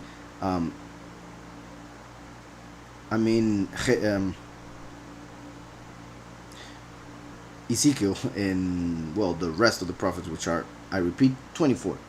So 24 prophets spoke of Mashiach. That is why they became the 24 elders. They are called elders because they came to earth before Mashiach himself came. So they are old in that sense. They are from the old time, because the new time that Yahushua started was 2,000 years ago. So the time before 2,000 years ago makes those people elders, and they were 24 prophets who came before Mashiach speaking of him, so they became elders, which is very interesting also because Daniel is one of those 24 prophets. So when John gets there, because some people claim that those 24 are the 12 fathers of the tribes and the 12 apostles. If that were the case, John would not be able to see 24 there sitting. He would see 23 because he's one of the apostles. He would see only 23, unless he would see himself sitting there, which would be possible also because Yahweh can do all things. But that's not the case. He sees 24 people, and none of them are the disciples because he would recognize them. He sees 24 people from back in the day. That's why they're called elders. According to the book of Thomas, there were 24 prophets. Those 24 prophets are the 24 elders. I repeat, that's very important, because the honor to the 12 parents of the tribes is given through the doors of the New Jerusalem. Each one of those has the name of a tribe, the father of the tribe. And the 12 foundations of the New Jerusalem will be given the name of the 12 disciples who gave the foundation over the cornerstone, which is Yahushua HaMashiach. So everybody will receive their honor, but in this case, the 24 elders are the 24 elders are the 24 prophets. That's why when Daniel gets there, he sees that they are setting up the thrones, because he's one of the ones that will be sitting on those thrones eventually. And then when John entered, he saw the 24 elders, among them Daniel himself, who would have been seeing that same vision earlier when they were setting up. So I'm going to read just a little bit more. Around the throne was 24 thrones, and the thrones I saw 24 elders sitting, clothed in white robes, so they became martyrs. And they had crowns of gold on their heads, and from the throne proceeded lightnings, thunderings, and voices, the voice of Yahweh. 7 lamps of fire were burning before the throne, which are the 7 spirits of Elohim. So just like Yahweh has 7 spirits, Satan convinced 7 malachim to work for him, and those 7 malachim are the 7 heads of the beast. Hope that's clear. So going back to Daniel. I watched till thrones were put in place, and the Ancient of Days was seated. So the Almighty seated on the main throne. His garment was white as snow, and the hair of his head was like pure wool. That, for instance, to show that the hair that they use, for instance, for Jesus, is not at all like the hair that Yahushua had, or how Yahweh appears when he has made visions for others to see his honor. So pure wool connects the Ancient of Days with the Lamb. The Lamb has wool. Yahushua came to sacrifice himself for us, to give us eternal life, and he has been on the right hand of the Father as the Lamb on that throne for 2,000 years already, ever since he gained power through his death, even though he was there even before creation, because everything was created through him, because he is the Word. So, and the hair of his head was like pure wool. His throne was a fiery flame. Its wheels a burning fire. So his throne was a flame. That is important. Oh, so much I want to say. Remember that the last, just like Yahushua HaMashiach the first is the water of life, the last is the fire, the consuming fire. That's why he comes as the Son of Righteousness of Malachi 4:2. Just like the first is Yahushua the water, and the door, and the way, and the arm, and the temple, because he said destroy the temple and I will raise it up in 3 days, because he was talking about his own body. The last, who is the consuming fire, the good shepherd, he is also the throne itself. And as we know, the representation of the throne of Yahweh, because the throne of Yahweh is the firmament, the representation of the throne of Yahweh in the temple was the Ark of the Covenant. So the Ark of the Covenant was the throne of Yahweh on earth inside the temple. The temple is Mashiach the first. The Ark is the second coming. So that's why when Mashiach came, in the temple there was no Ark, because it had been hidden and nobody found it for the second temple. So the second temple had no Ark, because he represented Mashiach coming without the Ark, which is the second coming. That's why when the two witnesses die and the witness like Moshe goes up to heaven, the Ark can be seen in the temple. Revelation 11. So the Ark is the second coming, the last, and the Ark is the throne of Yahweh on earth. So the last is the throne of Yahweh on earth. Yahweh will sit or put his power in the last, so that he becomes the king on this earth. Hope that's clear. So Yahushua the first is the temple. The last is the throne, the Ark of the Covenant.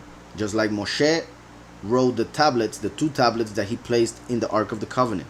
The two tablets, like the two witnesses who come to say what are the true commandments of Yahweh, put in the Ark of the Covenant, which is the throne.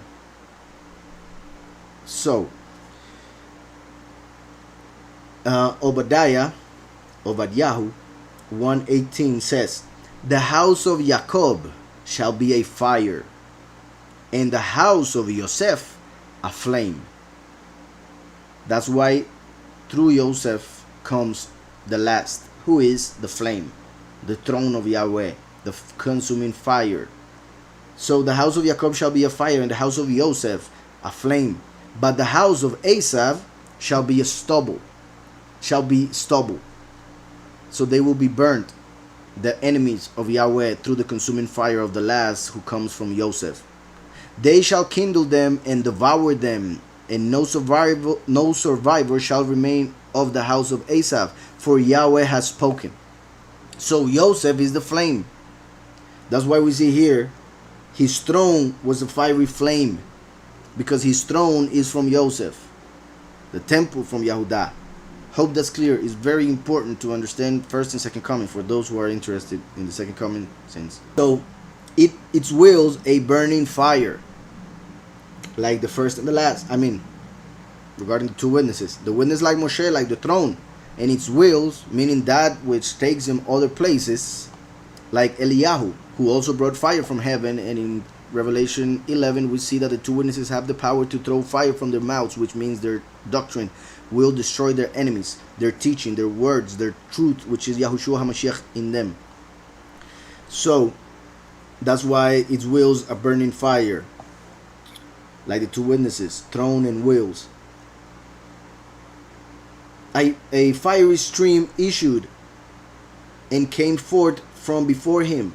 So we see throne fire, wheels fire, and a stream of fire came from it, because it is all having to do with the second coming, the last, the end of times, the true doctrine, which is like fire that tests the gold. And like I said, John saw a rainbow, but Daniel sees fire, because the rainbow reminds us that fire will come to destroy the wicked, like in Sodom and Gomorrah. So that's why rainbow and fire are very connected throughout scriptures. So a fire and came forth before him a thousand thousands ministered to him, which we see also in Revelation, the same thing, meaning angels. So many angels that couldn't be counted. The court was seated and the books were open. The court was seated and the books were open.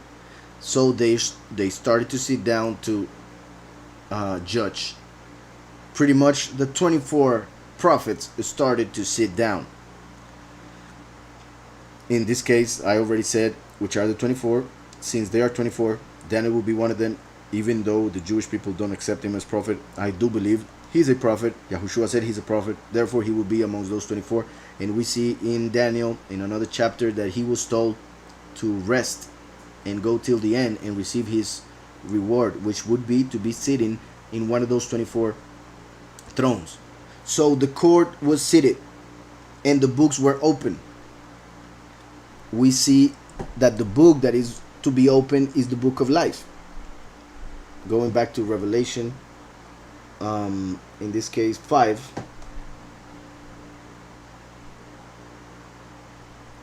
Just a second.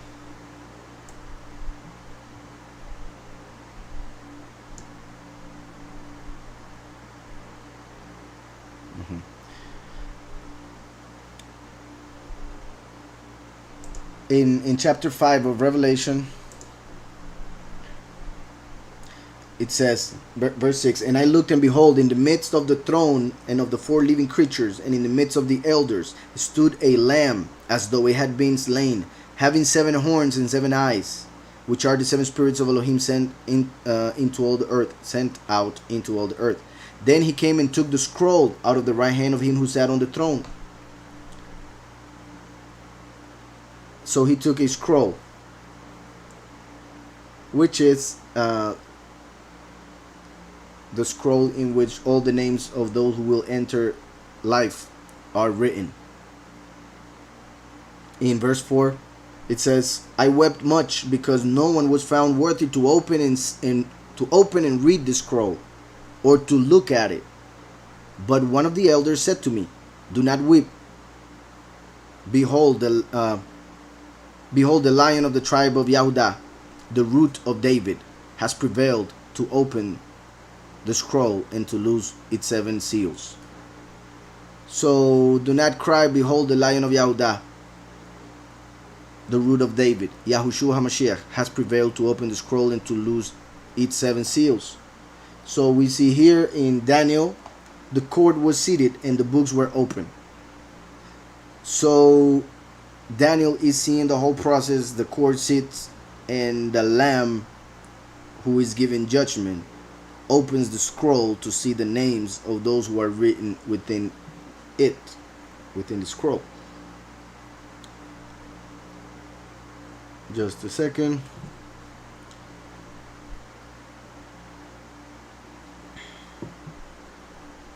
In verse 11 of Revelation 5 says, then I looked and I heard the voice of many angels around the throne. Those many angels are the thousands ministers that Daniel saw in Daniel 7.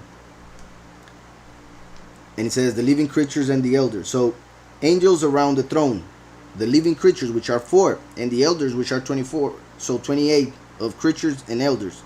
But the angels, he says, and the number of them was 10,000 times 10,000 and thousands of thousands. So he thought of the biggest number he could think of and wrote it down. My point is a number of angels that one cannot count. Thousands of thousands of thousands. So that's why it is a very similar number given in Daniel. Well, Daniel says thousands of thousands, which is the last thing that Daniel said. Because Daniel said the number of them was 10,000 times 10,000. And thousands of thousands, saying with a loud voice, worthy is the Lamb who was slain to receive power and riches and wisdom and strength and honor and exaltation and blessing. So that is what we are seeing here. The court was seated and the books were open. Before that, 10,000 times 10,000 stood before him. Actually, I don't think I read that part. A fiery stream issued and came forth from before him. Verse 10 of Daniel 7. 1,000 thousands ministered to him. 10,000 times 10,000 stood before him. So actually the whole same thing that John said, Daniel said, but backwards. 1,000 thousands ministered to him. 10,000 times 10,000 stood before him. In Revelation we see that Daniel said 10,000 times 10,000 and thousands of thousands. Hope that's clear. Just to show all the connections that are found in both books. Now, the fact that, just in case, because there are different interpretations or translations for this book, and well, yeah, not sure which one would be the most common, because for instance in Spanish the other interpretation is the most common. In English, I will have to look at more translations in English to see. But in the verse 10 where I read, because of what appears here, the court was seated and the books were open. One would think the people of the judge that will judge sat down. Yet, like I said, Daniel is one of those who would have to be sitting there, because he's one of the 24 prophets that John would see when he was given the revelation. And like I said, Yahweh can do all things, so he could make it happen.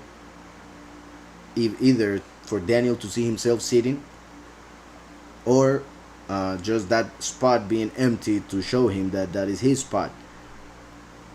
If that translation is the correct one, because I repeat, different translations will have this verse written differently. The other way this is translated is judgment was seated. Judgment. So if any of you have that translation instead of court, judgment, let me know. Obviously, it's pretty much the same, but one could represent the people and the other one just the judgment itself that set. As in, when Yahushua died, the judgment for the wicked was set. But not necessarily the 24 prophets were already sitting on their thrones in heaven. So that's my point. Obviously, it is possible for Daniel to either see himself or see his spot there. Yet, because of other translations, seem to show that judgment happened while Daniel was looking at that vision. Remember that Daniel came around 500 years before Mashiach. So Daniel is seeing from his time everything that would happen till the end. So therefore, like 2,500 years of history in which Mashiach would come and go by gaining power and bringing judgment on Satan through his sacrifice. So Daniel is taken to see a vision of the heavens. He sees the Almighty sitting down, and then judgment happening, which would be when Yahushua died. Because Yahushua in John, when he's about to die, when he's about to give himself for our lives, he says, I saw Satan fall. And then he says, well, that is in Luke. In John, he says, now judgment has come for the prince of this world. Now the prince of this world is being judged. And that was 2,000 years ago. So, and I will, I guess, read that verse because it is important. Yeah. John 12:31. It says, now is the judgment of this world. Now the ruler of this world will be cast out. John 12, 2,000 years ago.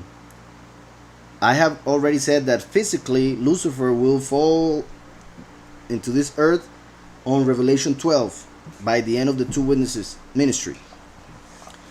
Yahushua was coming to the end of his ministry in this moment when he said this. So he's saying, through my sacrifice, the ruler of this world will be judged. And 2,000 years ago, he said, now is the judgment of this world. So when Daniel said judgment was seated, as it says there, let me just see. another verse. Another interpretation of that verse or translation, yeah, it's actually, that was the key I wanted to find. Another translation, because court judgment, like I said, will be pretty much the same. Yet a different translation, which is pretty much the most common, I repeat, in Spanish, at least according to the many translations I have seen. Also, I have seen many translations in English, yet I don't remember exactly all the translations in this verse specifically. But I do know that the other translation, which I'm about to say, is the one I have seen the most. And it would be when it says, instead of the court was seated, it says the judge seated. The judge seated, which is key. And that key may be one of the reasons why they have translated it differently, because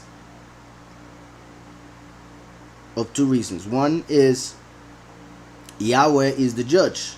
So since Daniel saw the Ancient of Days that seated already, when it says the judge sat, the translators were like, wait, but the judge already sat down. How is the judge now sitting? Because if the judge is the Ancient of Days and he sat down already, why is he sitting again? So translators, not being able to understand that Yahweh gave all judgment to Yahushua, who is the Lamb, and through his sacrifice he received all judgment, and therefore when he, the Lamb, sits down, judgment is sitting, the judge is sitting. They don't see that, so they get confused and they say, no, it cannot be the judge, because the judge is the Ancient of Days and he sat down already in verse 9, so therefore it has to be somebody else. So they write something else, like the court, the rest, the juror, etc. But I repeat, the fact that it says the Ancient of Days in verse 9 and now the judge in verse 10 is to show the end times, when Yahweh would be sitting as the Ancient of Days that we see in Revelation also, and now the Lamb of Revelation as the judge of Daniel 10. So in John, in Revelation, we see that John sees the throne and the Ancient of Days sitting, and then a lamb standing in the middle of the 24, and that lamb goes to the throne, gets the book, and opens the book, the scroll. We are seeing the same image in Daniel. Daniel sees the Ancient of Days sitting, and then a judge sits and opens the scroll. That judge is the Lamb of Revelation 5. Hope that's clear. It's very important. If it is not clear, please make questions on the chat and I will get to them as fast as possible. It's just that I find it very interesting and even more amazing when we see that other translation. The judge sat down, not the court or the judgment only. Because Yahushua said, all judgment was given to me by the Father. Yet he also says, I didn't come to condemn, I came to save. You have one who will condemn you, Moshe, and what he wrote. And that means the witness like Moshe, who comes to testify in order to condemn those who do not follow the testimony, which is that Mashiach came and died for our sins, in a few words. So with all that said, and with that other interpretation, that other translation, which is very common, just so you guys know, even though the first one we saw and I explained was the other one, I just want to make sure that this one that I'm mentioning right now is understood. So I'll read 9 and 10 again with that translation. I watched till thrones were put in place, the 24 thrones of the 24 elders that John saw already. And the Ancient of Days was seated, Yahweh himself sitting in the middle of the 24 elders, as we saw in Revelation 4. Because we saw in Revelation 4 that he said, behold, a throne set in heaven, and one sat on the throne, that is the Ancient of Days. Daniel saw the Ancient of Days sitting. The action of him sitting down. John saw him sitting already in the present, in the act of. He was already there when he got there. That's my point. And he who sat there was like a jasper and sardius stone in appearance, and there was a rainbow around the throne in appearance, like an emerald around the throne. Continues. So now in chapter 5 of Revelation, we see that a lamb appears. And I saw, chapter 5 of Revelation, verse 1. And I saw in the right hand of him who sat on the throne a scroll written inside and on the back, sealed with 7 seals. Then I saw a strong angel proclaiming with a loud voice, "Who is worthy to open the scroll and to loose its seals?" And no one in heaven or in earth or under the earth was able to open the scroll or to look at it. So the Ancient of Days sits down. He has the scroll, but nobody can open it. No human is worthy to open it, not even to look at it. So John starts crying, and one of the elders, which would be one of the prophets, most likely Yeshayahu or Jacob, because Yeshayahu talks of Mashiach as the lion, and Jacob in Genesis 49 speaks of Yahudah as the lion. So the elder tells John not to cry, for the lion of the tribe of Yahudah, the root of David, has prevailed to open the scroll and to loose its 7 seals. Yeshayahu speaks of Mashiach as the root of David. Yaakov speaks of Mashiach as the lion. So that's why it could be one of the two. And I looked, and behold, in the midst of the throne and of the 4 living creatures, and in the midst of the elders, stood a lamb. That lamb is the judge that will be able to open the scroll, because he's the one that is worthy of it, because he was slain without sin. He came and took the scroll out of the right hand of him who sat on the throne, meaning the Ancient of Days. So the one that sat on the throne, the Ancient of Days. The lamb that came for the scroll, Yahushua HaMashiach. Both appear in the 9 and 10 of Daniel 7. I watched till thrones were put in place, 24 elders, and the Ancient of Days was seated, Yahweh. His garment was white as snow, and the hair of his head was like pure wool. His throne was a fiery flame, its wheels a burning fire, because the throne is the second coming. Fire stream issued his doctrine and came forth from before him. So it shows that it's the end times, because it's fire, how he is revealing himself. It came forth from before him. 1,000,000 ministered to him. 10,000 times 10,000 stood before him, which are the angels that we're worshiping in Revelation 5. The judge seated, and the scroll was open. So we see the same in Revelation 5. The Lamb appears, he takes the scroll and sits down to open it. So that's why the judge seated and the book was open, or the books were open.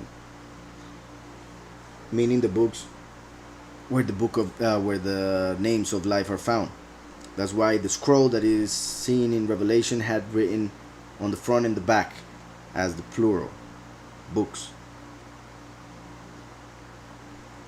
As the scriptures, which is one book, but within it has 66 books, depending on the translation you have. So, verse 11 of Daniel 7. I watched then, because of the sound of the pompous words which the horn was speaking. This is amazing, and it's important to understand, because by Daniel making this break in the chapter, he's letting us know where we stand. Because we just saw that 2,000 years ago, Yahushua said, judgment is now, which could be connected with the translation that judgment seated. Because Yahushua died, it was done, the judgment for the enemy. But the other interpretation, which I find even more amazing, and the possible reason is that they don't see the separation between Yahweh and Mashiach, and therefore they were confused and said, no, let's write court, not judge, because the judge is the Ancient of Days. I hope you understood that. So, in this other interpretation, the Ancient of Days sits, Mashiach sits. Therefore, we're talking about after Mashiach, because Mashiach, according to this, by sitting down next to the Ancient of Days, he had to be at the right hand of the Father in heaven. So Daniel is talking about the end times, the last 2,000 years at least.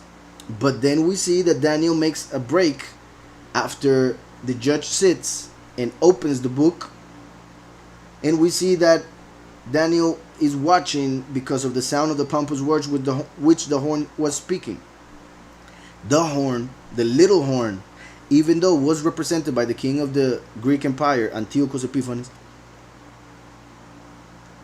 the little horn is actually the beast of the end of times, the world leader, the leader of the new world order, the first beast of Revelation 13. So, two key points to understand in which time the world would be when this is happening. Daniel said that the judge already sat down and opened the book. We saw in Revelation that the book has 7 seals. So if the Lamb is opening the book and is able to open the book, as verse 10 says, then that means that he's opening the 7 seals. And if he's opening the 7 seals, then that means that the last 7 years are started. They have started by this moment. That's why he makes a break and starts speaking about what the beast is talking about. The great pompous words, great things that he's saying. So that is the second key. If Daniel is seeing the beast speaking on earth, that is to let us know that he is seeing the end of times, when the beast would be on earth speaking already. That is why the judge Mashiach already opened the book in heaven, which had 7 seals. The second seal is the world leader coming to power for 42 months. So that's why after the seals are open, Daniel makes a break and tells us, and I kept seeing this world leader, this little horn, speaking great things. So both things, the fact that the scroll was open, that means the last 7 years are starting. The 7 seals are being opened. The fact that he's seeing the beast speak shows that it is in the end times, very end, because the little horn is the world leader of the last empire. So I watched then, because of the sound of the pompous words which the horn was speaking. I watched, listen to this, till the beast was slain. This is important, because in Revelation we see that the beast has 2 functions. It represents the world government and it represents the world leader, because the beast will be an empire which will have a representative, the world leader, its face pretty much. But in Daniel is different, very close but a little bit different. In Daniel we see a separation. The beast represents just the world government.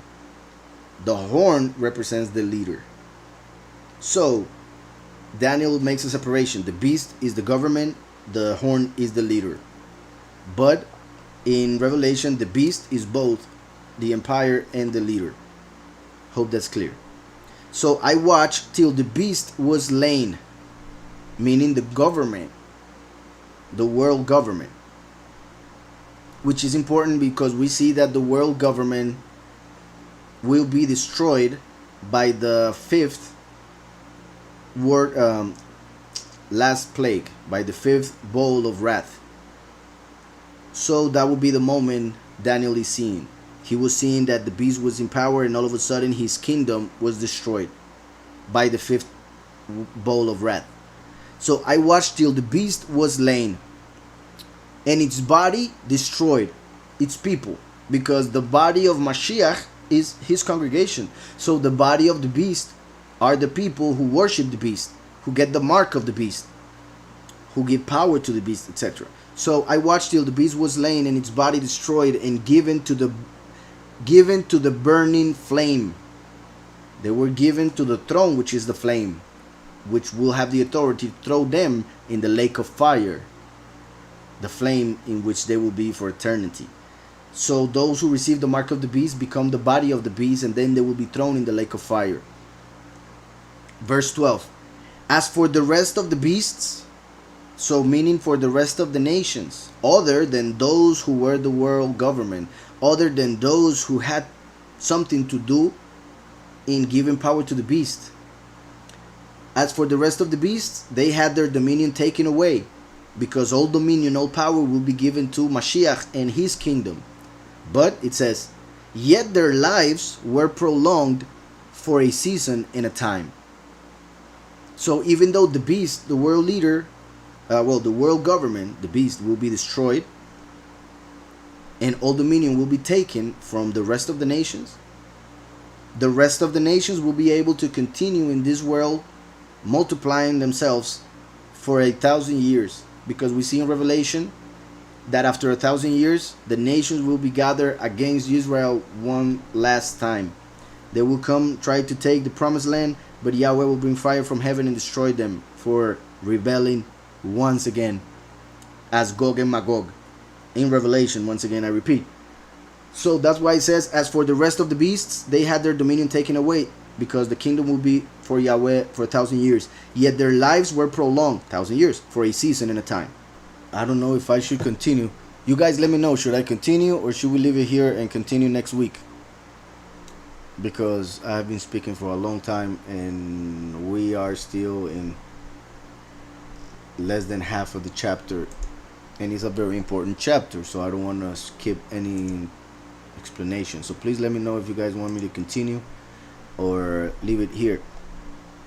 I'll be right back with the decision and with the questions. The lamb and the lion correlate with the first and the last? Yeah. Well, Yahushua is both, because he came from Yehudah. That's why he has the lion part. But he came as a lamb to bring forgiveness through the fulfillment of the feast of Pesach. So he came as a lamb, now he's coming as a lion. That's why people won't accept him. So lamb and lion, they are both connected with Mashiach, but in two different manifestations. First as a lamb, now as a lion. But the second manifestation will be through the last. So the last, by receiving the Ruach of Mashiach, becomes the lion, meaning the king. That's why it is the lion who announces the first seal, which is the coming of the two witnesses, mainly the witness like Moshe, who is descendant of Joseph, so he's an ox or a bull in that sense, genetically, but spiritually will be the lion of Yehudah. Just like Yahushua came through Yehudah, therefore a lion, but presented himself as a lamb. Or one could say he was son of Joseph. According to the people, he came from Joseph, and Joseph is the name of one of the tribes which represents the ox. So just like the last is genetically coming from Joseph, spiritually from Yehudah, the first is genetically from Yehudah, spiritually from Joseph. Hope that's clear. So yeah, they're both, the point of the question, yeah, they are both connected. Mainly the lion. Lamb is only the first. The ox is the last, because the lamb was the sacrifice for Pesach. The ox, the sacrifice for Yom Kippur. That's why the first and last in their sacrifice are represented by the lamb and the ox. But when it comes to the kingdom itself, the last is like the lion, because he will rule as king. Let's see here. Okay, so I guess you guys want me to continue. Oh, Omar is done. Oh no, down. I thought done. Alejandro is done. Okay, so I guess some want me to be done, some want me to continue. I guess I'll continue, and hopefully our sister will edit it in the best way possible, so that it's as short as possible. I guess I'll continue so we can finish it. So verse 13. I was watching in the night visions.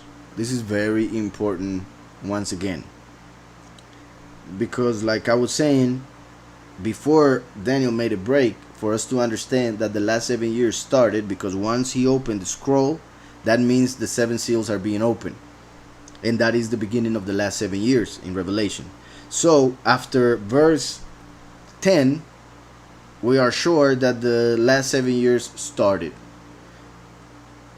That's why the world leader, the little horn, is speaking great things against Yahweh, against the witnesses, etc. And he is about to be destroyed. So going back to the vision that he was having, he says, I was watching in the night visions, and behold, one like the Son of Man. That is amazing. Because it's just like, for instance, John says in Revelation 14. If we go to Revelation 14,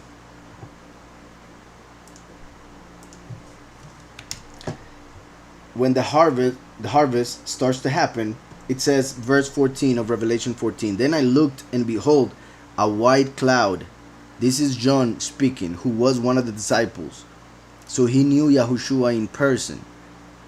Looked, and behold, a white cloud, and on the cloud sat one like the Son of Man. Exactly the same words. One like the Son of Man in Daniel 13. So in Daniel, one could say that is Mashiach. And well, it is Mashiach, but one could say it is Yahushua, the first manifestation. However, we just saw in the previous verses that the Ancient of Days sat down, and then the judge. So that's Mashiach the first already there, sitting, opening the scroll, as we confirm by Revelation, the book of Revelation, and the revelation of the Ruach. So he cannot be speaking of Mashiach the first, because the first already sat down. When it comes to John seeing in Revelation one like the Son of Man, it is interesting because he knew Yahushua. So if he was seeing Yahushua, he would have said, and I saw Yahushua. But he doesn't say that. He says that he saw somebody like the Son of Man, because he's the last who is a Son of Man, who is the second manifestation of Yahushua. Therefore he's not exactly him, but he's like him. That's why he is like a Son of Man, like the Son of Man, because he's the last, he's the second manifestation. And Yahushua talks of the Son of Man in the third person. So he talks about the second coming in the third person, talking of the Son of Man. When the Son of Man comes, and the Son of Man will be rejected by this generation, and the Son of Man this, the Son of Man that. He was talking in third person because he's humble, because he had to hide the fact that he is the first manifestation of, and because he was also talking prophetically of the second manifestation, the last. So one could say here in Daniel, this is Yahushua. Yet Yahushua already sat down in verse 10, first of all. Second, the scrolls were already open, and the scrolls are opened by Yahushua himself according to Revelation. So how could it be the same? Then we see in Revelation that John sees something very similar, one like the Son of Man, and John knew Yahushua. So the Son of Man is not exactly Yahushua. That's the second coming. There are many verses that prove this. Just trying to keep it short. So another point, I was watching in the night visions, and behold, one like the Son of Man, coming with the clouds of heaven. Same thing as in the harvest of Revelation 14. I saw, then I looked, and behold, a white cloud, and on the cloud sat one like the Son of Man, having on his head a golden crown, and in his hand a sharp sickle. So Daniel sees, behold, one like the Son of Man, coming with the clouds of heaven. Same. Yet in this case, in Daniel, even though he's talking about the same person, he's talking about a time close to the harvest. Well, close meaning like 5 days. Because if we go to Revelation 12, it says, verse 5, regarding the congregation, the chosen few, she bore a male child. That male child, since most people don't understand the second coming, when they read Revelation 12, they only understand the first coming. So they see it as the first coming, even though there are many verses that make no sense in that interpretation. So in verse 12, they see a virgin, which is the congregation, which was represented by the virgin Miriam, who gave literal birth to Yahushua. So Yahushua literally came from a virgin. The second manifestation spiritually comes from a virgin. That virgin being the congregation, which has the Ruach HaKodesh. So she bore a male child, just like when Yahushua was born in this world, he brought salvation. The last, when he's born in the other world, he will bring judgment.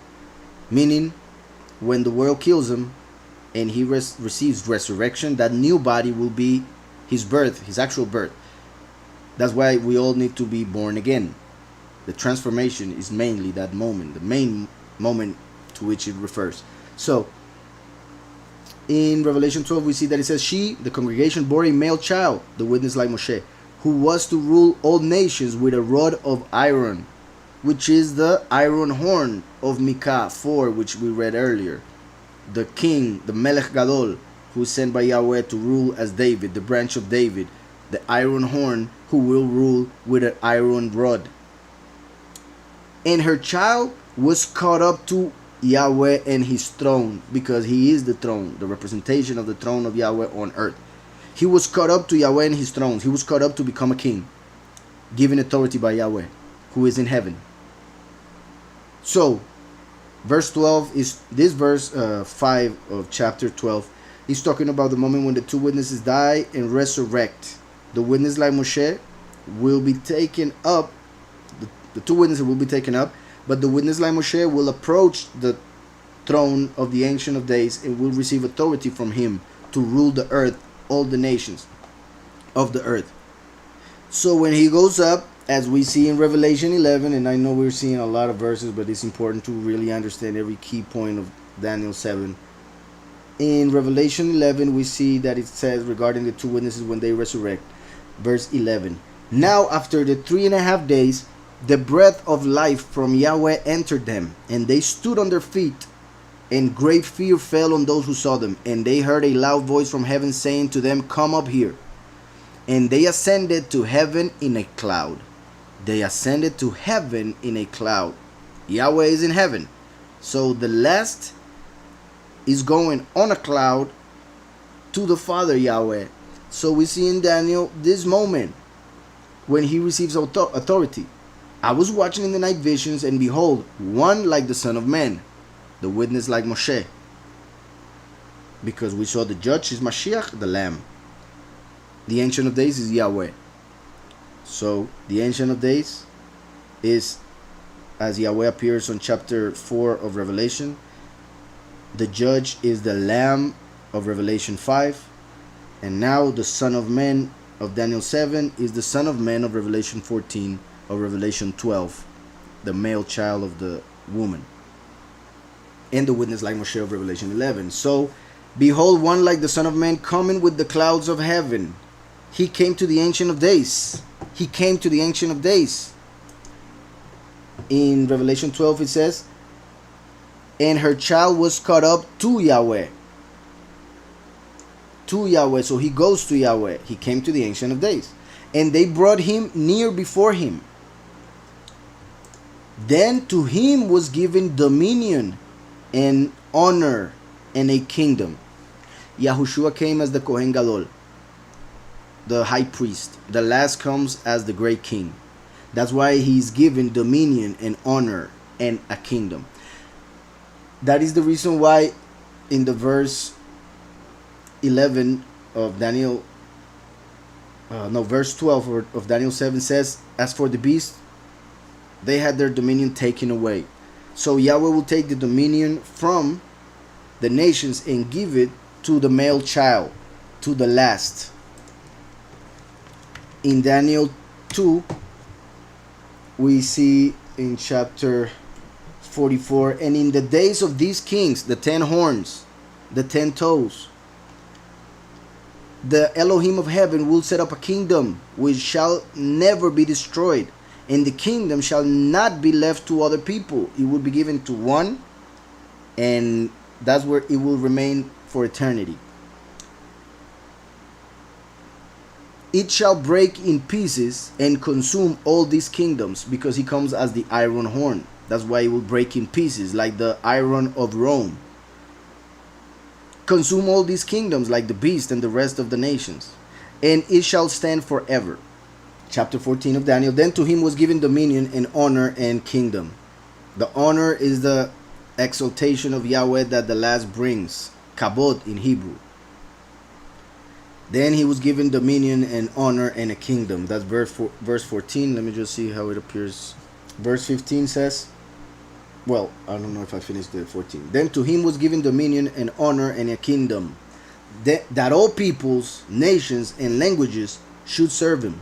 what we saw in Daniel 2 and all a bunch of parts in scriptures.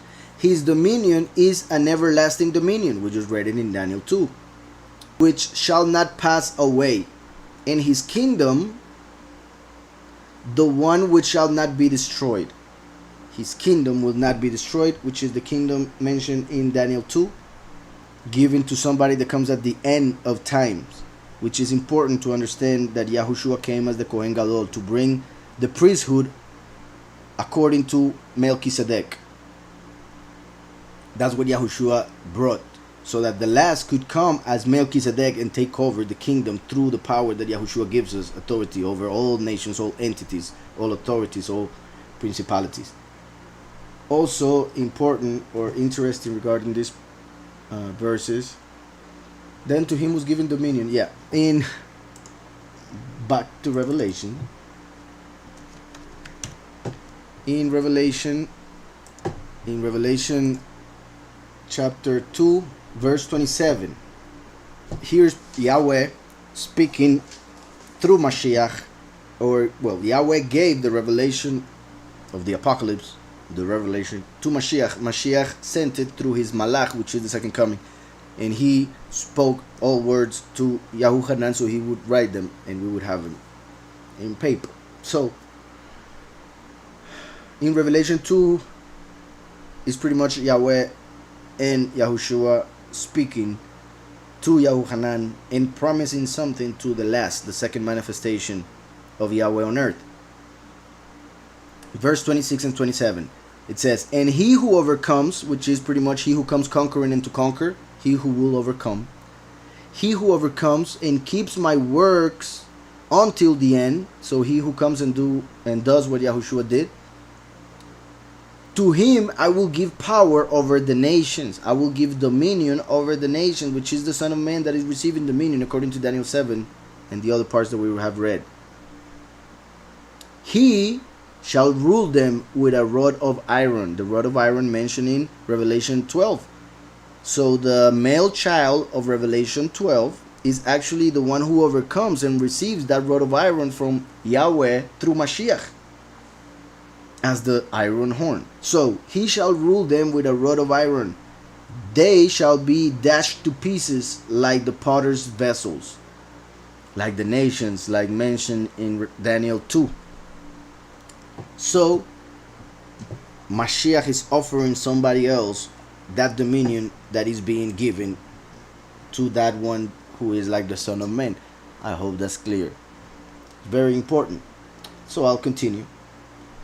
So I was watching in the night visions, and behold, one like the Son of Man coming with the clouds of heaven. He came. I already read all of that.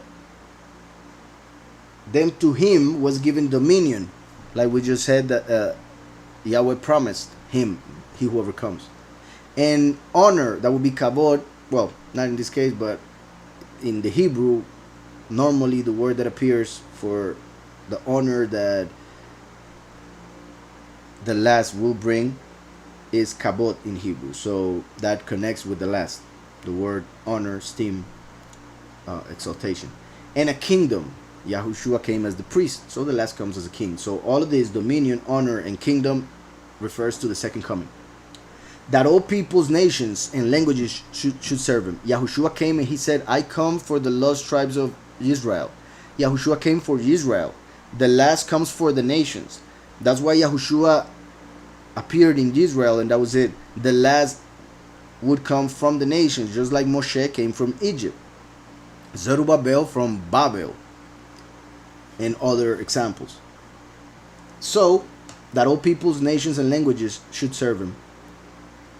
That's why Joseph had a clothing made of many colors to represent that he would become the king of all the nations. That's why he became the king in Egypt, so that he would feed the whole world, like the last that comes to feed the whole world with the true doctrine, the bread of life and the water of life. So his dominion is an everlasting dominion which shall not pass away, and his kingdom the one which shall not be destroyed. Verse 15, I, Daniel, was grieved in my spirit within my body, and the visions of my head troubled me. I came near to one of those who stood by, just like John. John saw, and he was crying because nobody could open the scroll. So one of the elders told him, don't worry, somebody will open it. In this case, once again, Daniel was grieved because of what he was seeing. So he came to one of those that was around, like the elders, for instance. I came near to one of those who stood by and asked him the truth of all this. So he told me and made known to me the interpretation of these things. Those great beasts, which are four kings, which arise out of the earth. But the set apart ones of the Most High shall receive the kingdom and possess the kingdom forever, even forever and ever. That's the whole vision in a nutshell. It would be 4 kings over 4 kingdoms, of course, who will rise out of the earth, which is interesting because it says rise out of the earth. However, when he saw it, he saw the beasts rising out of the sea. So how come he saw the sea, but then the interpretation says from the earth? Because the sea represents the nations of the earth. So that's why the interpretation is from this world, which belongs to these nations. There will be 4 kings who will arise and rule. But then the set apart ones, even though it says that the Son of Man receives dominion. So how is it that one, like the Son of Man, receives dominion, but now he's saying that all the set apart ones receive dominion? Because it's through the last that the 144,000 who are his body, being Yahushua the brain, the second coming the heart, the rest of the body, the few, and the blood, the many. So that's why the set apart ones of the Most High will receive the kingdom, because they will rule, because Yahweh made us through Yahushua kings and priests, according to Revelation 1:6. So then verse 19. Then I wished to know the truth about the 4th beast, which was different from all the others. So that's the one which captured pretty much the attention of Daniel, because that is the main one. That would be for the end times, and we needed all this information. So that's why the other beasts weren't as important as the last, because now that we need that information, the other 3 beasts have already happened. They do not affect us, yet the 4th is the one that is affecting the world right now. Then I wished to know the truth about the 4th beast, which was different from all the others, exceedingly dreadful, with its teeth of iron and its nails of bronze. We saw that Yahweh will make the horn of Jerusalem an iron horn. And it mentioned also the nails of bronze. So we see how the beast brings the world leader and the false prophet to counteract the 2 witnesses that Yahweh will send.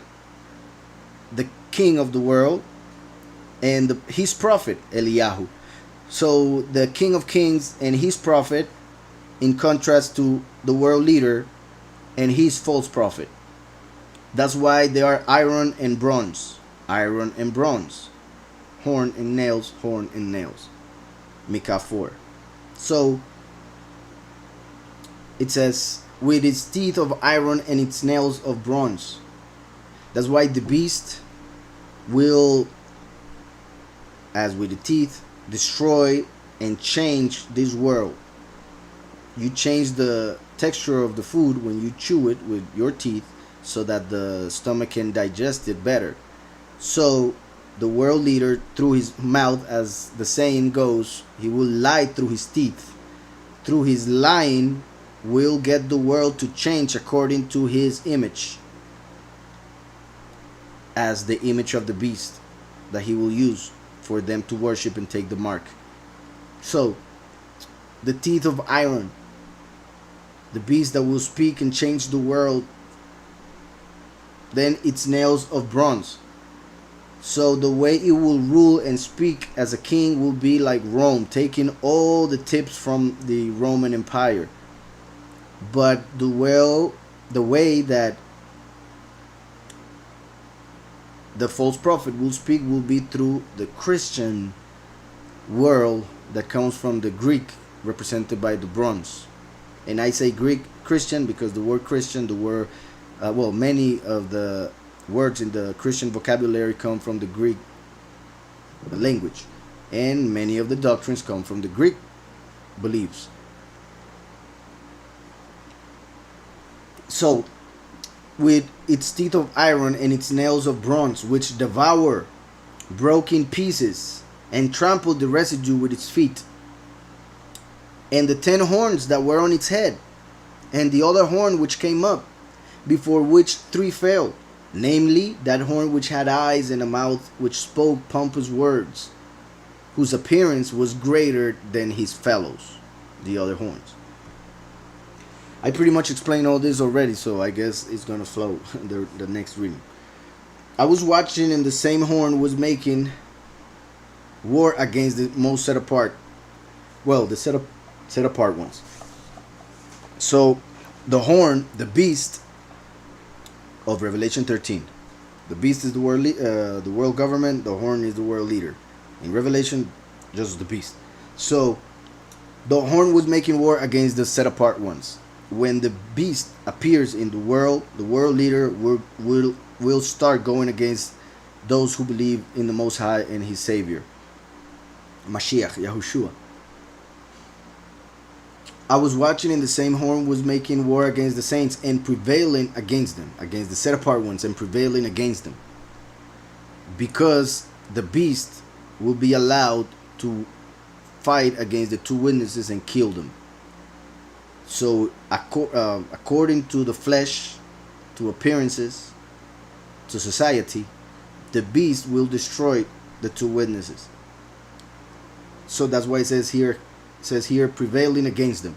Also, the beast will end up killing the many thousands of people in the world who claim to believe in the Most High, yet they don't follow the true doctrine of the 2 witnesses. So the 2 witnesses will be killed, and the many will be killed then, afterwards. So, that's the beast prevailing against them. The horn, the little horn, prevailing against the set apart ones. Those who want to be set apart from this world will be fought against by the little horn and destroyed or prevailed against. Verse 22. Until the Ancient of Days came. Until the Ancient of Days came, which we saw the Ancient of Days sitting down. Verse 9. Until the Ancient of Days came and judgment was made through Yahushua, as we saw, was made in favor of the set apart ones of the Most High. So that's why the many who will be killed when the beast prevails against them, they will be justified because of their belief. And the 2 witnesses who will be killed by the little horn, the beast of Revelation 13, will be resurrected, as Revelation 11 prophesied. So, made in favor of the set apart ones of the Most High, the judgment that Yahweh decided on after Yahushua's death, after his death, the judgment is that the set apart ones receive eternal life and the beast is destroyed. So that's why the judgment was made in favor of those set apart ones against whom the beast prevailed. So, until the Ancient of Days came and a judgment was made in favor of the set apart ones of the Most High, and the time came for the set apart ones to possess the kingdom. So through the death of the 2 witnesses and the harvest of the few and the many, Yahweh will take the power and dominion from the beast and the nations to give it to the chosen few, as seen over here. And the time came for the set apart ones to possess the kingdom. That is the millennium, the last 1,000 years. When the 1,000 years come, that is our time to rule this world. And that starts on the 6th seal. So, and the time came for the set apart ones to possess the kingdom. Thus he said, the 4th beast, so this is the explanation given to Daniel. The 4th beast shall be a 4th kingdom on the earth, starting with Babylon, in which he was living at the moment. So, it's talking about Rome. A 4th kingdom on the earth, which shall be different from all other kingdoms. That's why that beast was different, was a mix of the rest. Just like nowadays, they are trying to go back to what Babel was before the confusing of the languages. Before, Yahweh confused the languages of humans into 70 different languages to make the 70 nations. Now, even though there are more languages through technology and all the information available with internet, for instance, they are trying to bring the whole world to that same mentality in order to achieve what Nimrod wanted to achieve, which would end up being the new world order that they are setting up right now. So, a fourth kingdom on earth which shall be different from all other kingdoms. That's why this kingdom that is being set up is different than all other ones, because he's taking whatever worked on those other ones to put it to work in this one. So it's a mix of all the empires of the past. And shall devour the whole earth, because it's a world kingdom. Shall devour the whole earth, trample it and break it in pieces. The 10 horns are 10 kings who shall arise from this kingdom. The 10 horns are 10 kings who shall arise from this kingdom. So, not 10 kings that would come in different times throughout 2,000 years, or the time that the Roman Empire has lasted, but 10 kings that would appear in the end. So 10 rulers in the New World Order. The 10 horns are 10 kings who shall arise from this kingdom, and another shall arise after them. Another shall rise after them. He shall be different from the first ones, and shall subdue 3 kings. So just like the beast is different than the other beasts, the little horn is different than the other horns. So that difference should be a sign to recognize who he will be, and also shows how evil people tend to, I repeat, try to be worse than the other ones, but at the same time they hope or act or claim to be different. Because when you compare yourself to somebody else, you should, if you do so, you should do it in order for you to become better, to be like, okay, I'm not going to do that which I don't like. I won't act like that person acts because I don't like it when whatever. Yet evil people do it the other way around, backwards. So they become better at being worst. They become better at being evil. So is the case with this one. It will be different in many ways. Different in the way he looks, different in the way he speaks, different in the way he acts. Because it is at the end the face of that kingdom, which is different than all the other kingdoms. He shall speak pompous words. The 10 horns are the 10 kings who shall arise from this kingdom, and another shall rise after them. He shall be different from the first ones, and shall subdue 3 kings. He shall speak pompous words against the Most High. So he will be arrogant. He could, I just want to make clear that people may think of an atheist, but that's not the case with the little horn. The little horn does have somebody who he worships or serves, the dragon, the Lord of Forces, as it appears in Daniel. So he will not appear as an atheist, which is key, because most people kind of think of the beast as such, so they won't recognize him. The point is that the beast, the world leader, will speak against the true Elohim, the Most High.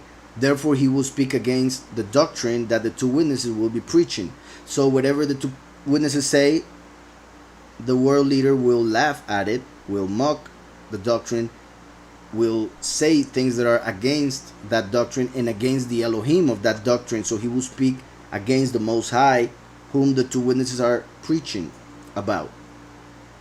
But he will speak good of whoever he worships. He will speak in a way that to others will seem spiritual, because this beast world leader will have to fulfill what the Jewish people are expecting according to their interpretation of the letter, which is wrong, according to what they have waited for, according to the Talmud, which is wrong.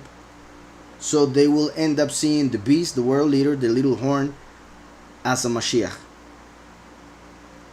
The Jews are waiting for two Mashiach, so that will be one of the two, according to them. And then the image of the beast, which the beast will prepare to fool the other nations, the rest of the nations, would be the cherry on top, the other Mashiach that they are waiting for, pretty much. But some Jews by that moment will realize that they had been fooled, and they will have to die with the many in order to enter and be justified. Meaning they will have to believe in Yahushua and realize that that one that they are being given is not the true Messiah. Regarding the world leader, the little horn, he shall speak pompous words against the Most High, shall persecute the set apart ones of the Most High. That's why I'm going to go to Revelation 2 again. In Revelation 2, when Yahweh speaks to, interesting, to Smyrna, who is called the persecuted congregation. And the reason why they give it that name is because what he says on verse 10. Do not fear any of those things which you are about to suffer. It's talking about the many and the two witnesses. Literally, the two witnesses. Spiritually, the many. Indeed, the devil is about to throw some of you into prison, the two witnesses, that you may be tested, and you will have tribulation 10 days. 10 days, exactly. From Yom Teruah to Yom Kippur. The two witnesses will be trapped, will be imprisoned in Yom Teruah and killed in Yom Kippur to fulfill both feasts. That's why 10 days between their being captured and then being killed. So they will be, as it says, persecuted. The beast will capture them and put him in jail 10 days and then kill them on Yom Kippur. When it comes to the many, some will be captured and killed in prison or after it, and not necessarily the many will have to be there for 10 days. They could be for longer, but the 10 represents celestial completeness. So once they are killed, they will be completed by being resurrected and filled with the Ruach. So verse 25 of Daniel 7. He shall speak pompous words against the Most High, shall persecute the set apart ones of the Most High, will kill the two witnesses, and shall intend to change times and law.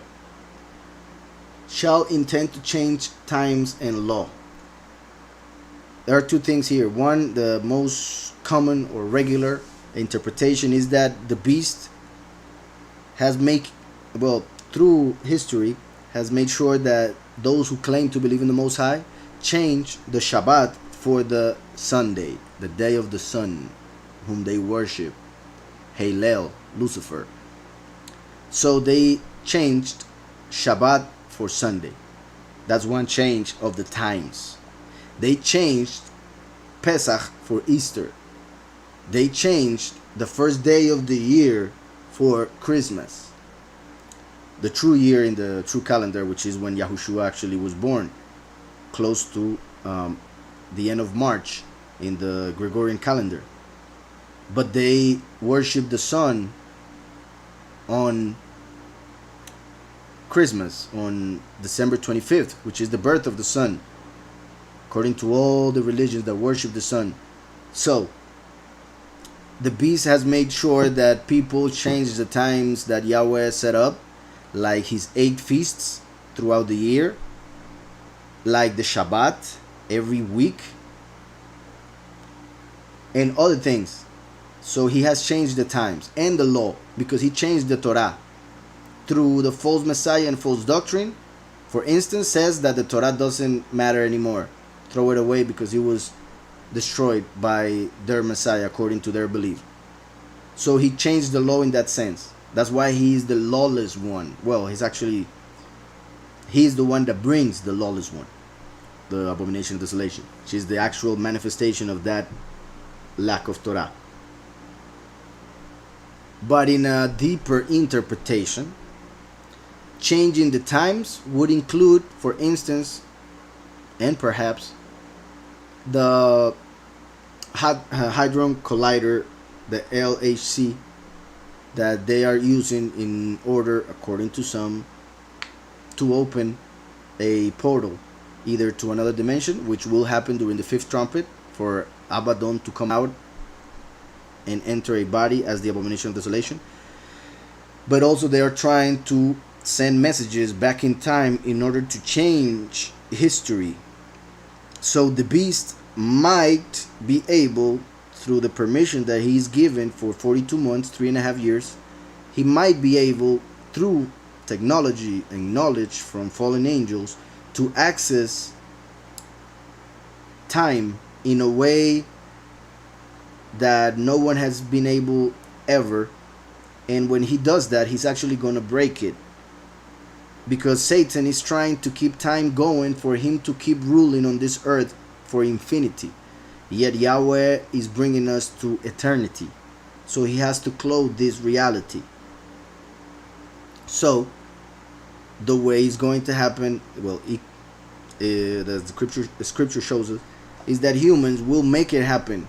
By humans trying to avoid judgment, trying to avoid the end, they will actually make it happen.